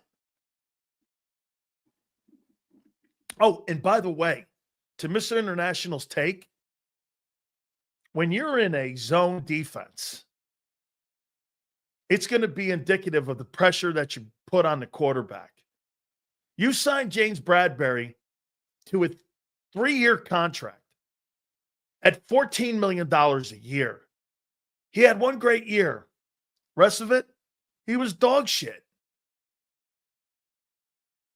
The Giants were right to cut him. He had 1 year. And then you booted him off your team. Well, what happened to James Bradbury? What happened to Bradbury? He was a Giant too.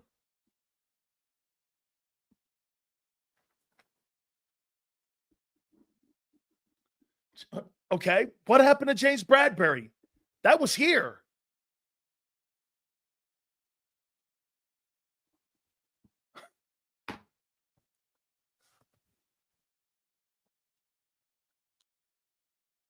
I mean, again, like I said, if you think that guy's that good a player, I happen to think he is. I'd like to see him play. Hey, I'd like to see Cooper get out there and play. This is untrue. This is so untrue. Look at this. And a better pass. This is a lie. This is not true. Jason Kelce went on WIP and said he's got a lot of work to do. And he's just not consistent enough. And he wasn't very high on him. But this guy will have you believe that this guy's a better player than Mekhi Becton. Again, you guys throw more shit out that's not true than anything I've ever. That's not true. Why in the world would they not want Tyler Steen starting over Mekhi Becton? They drafted him. They paid him. It's not true. The guy was inconsistent. I heard Jason Kelce both say it on WIP. He's just got to play better.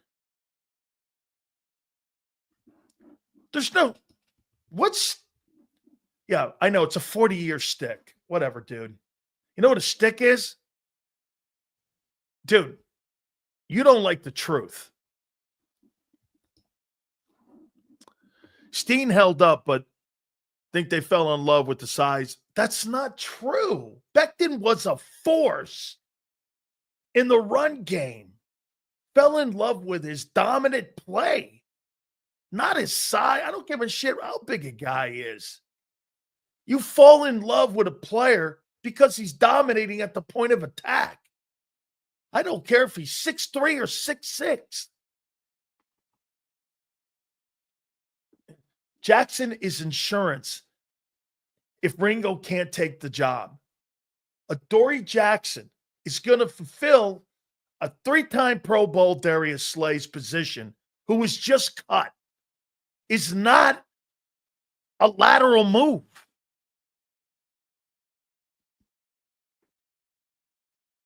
I still hate Dean. Dean won't be on your football team at the end of this year. I won't be wrong. I will not be wrong about Nakobe Dean. He's paper mache.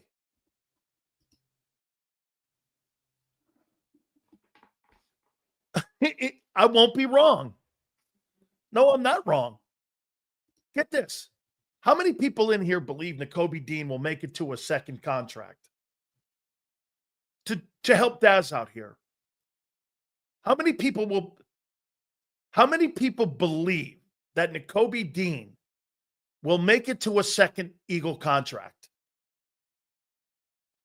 Yes or no? I don't.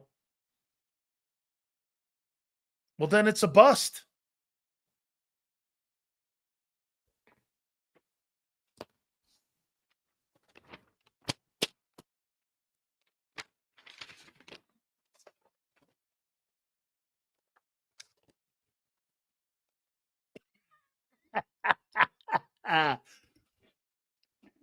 Yes, sir, baby.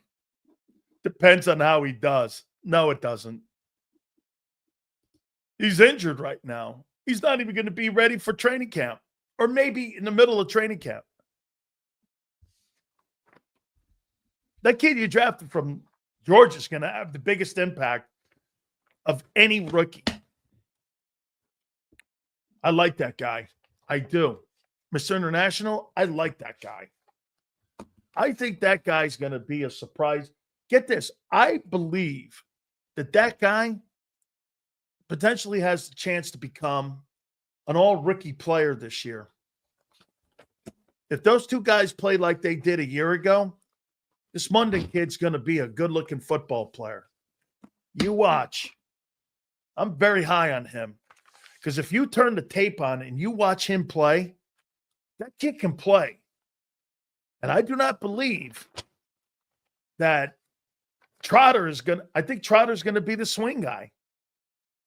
I think this Mondon kid is going to be the starter and on the opener because Campbell's not ready yet either. Okay, he's not ready yet. And you watch because, I mean, according to what they're saying, Clint Hurt and them guys, this guy's got great instincts. Great instincts. Get this. See this guy? How many people think that they missed him in the Super Bowl? Nakobe Dean was the Carson Wentz of the Eagles last year. They didn't need him in the playoffs. They had Oren Burks. There was no drop-off when they put Burks in.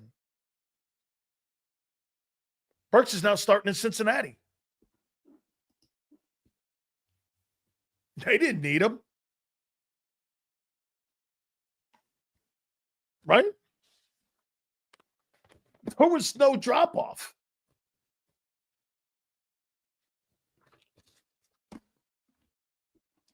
Get this. So wait a minute. He did ball out last year, and they drafted a guy to replace him. 2 of them. There was no drop-off when Nakobe Dean didn't play last year in the playoffs. Oren Burks had 46 tackles. In the games he played, he had 46 tackles. And Reyes, thank you, brother. You guys were a bunch of fun today, man. By the way, Xander said it again, that we will have those segments posted over at JAKIB. The Phil Sims.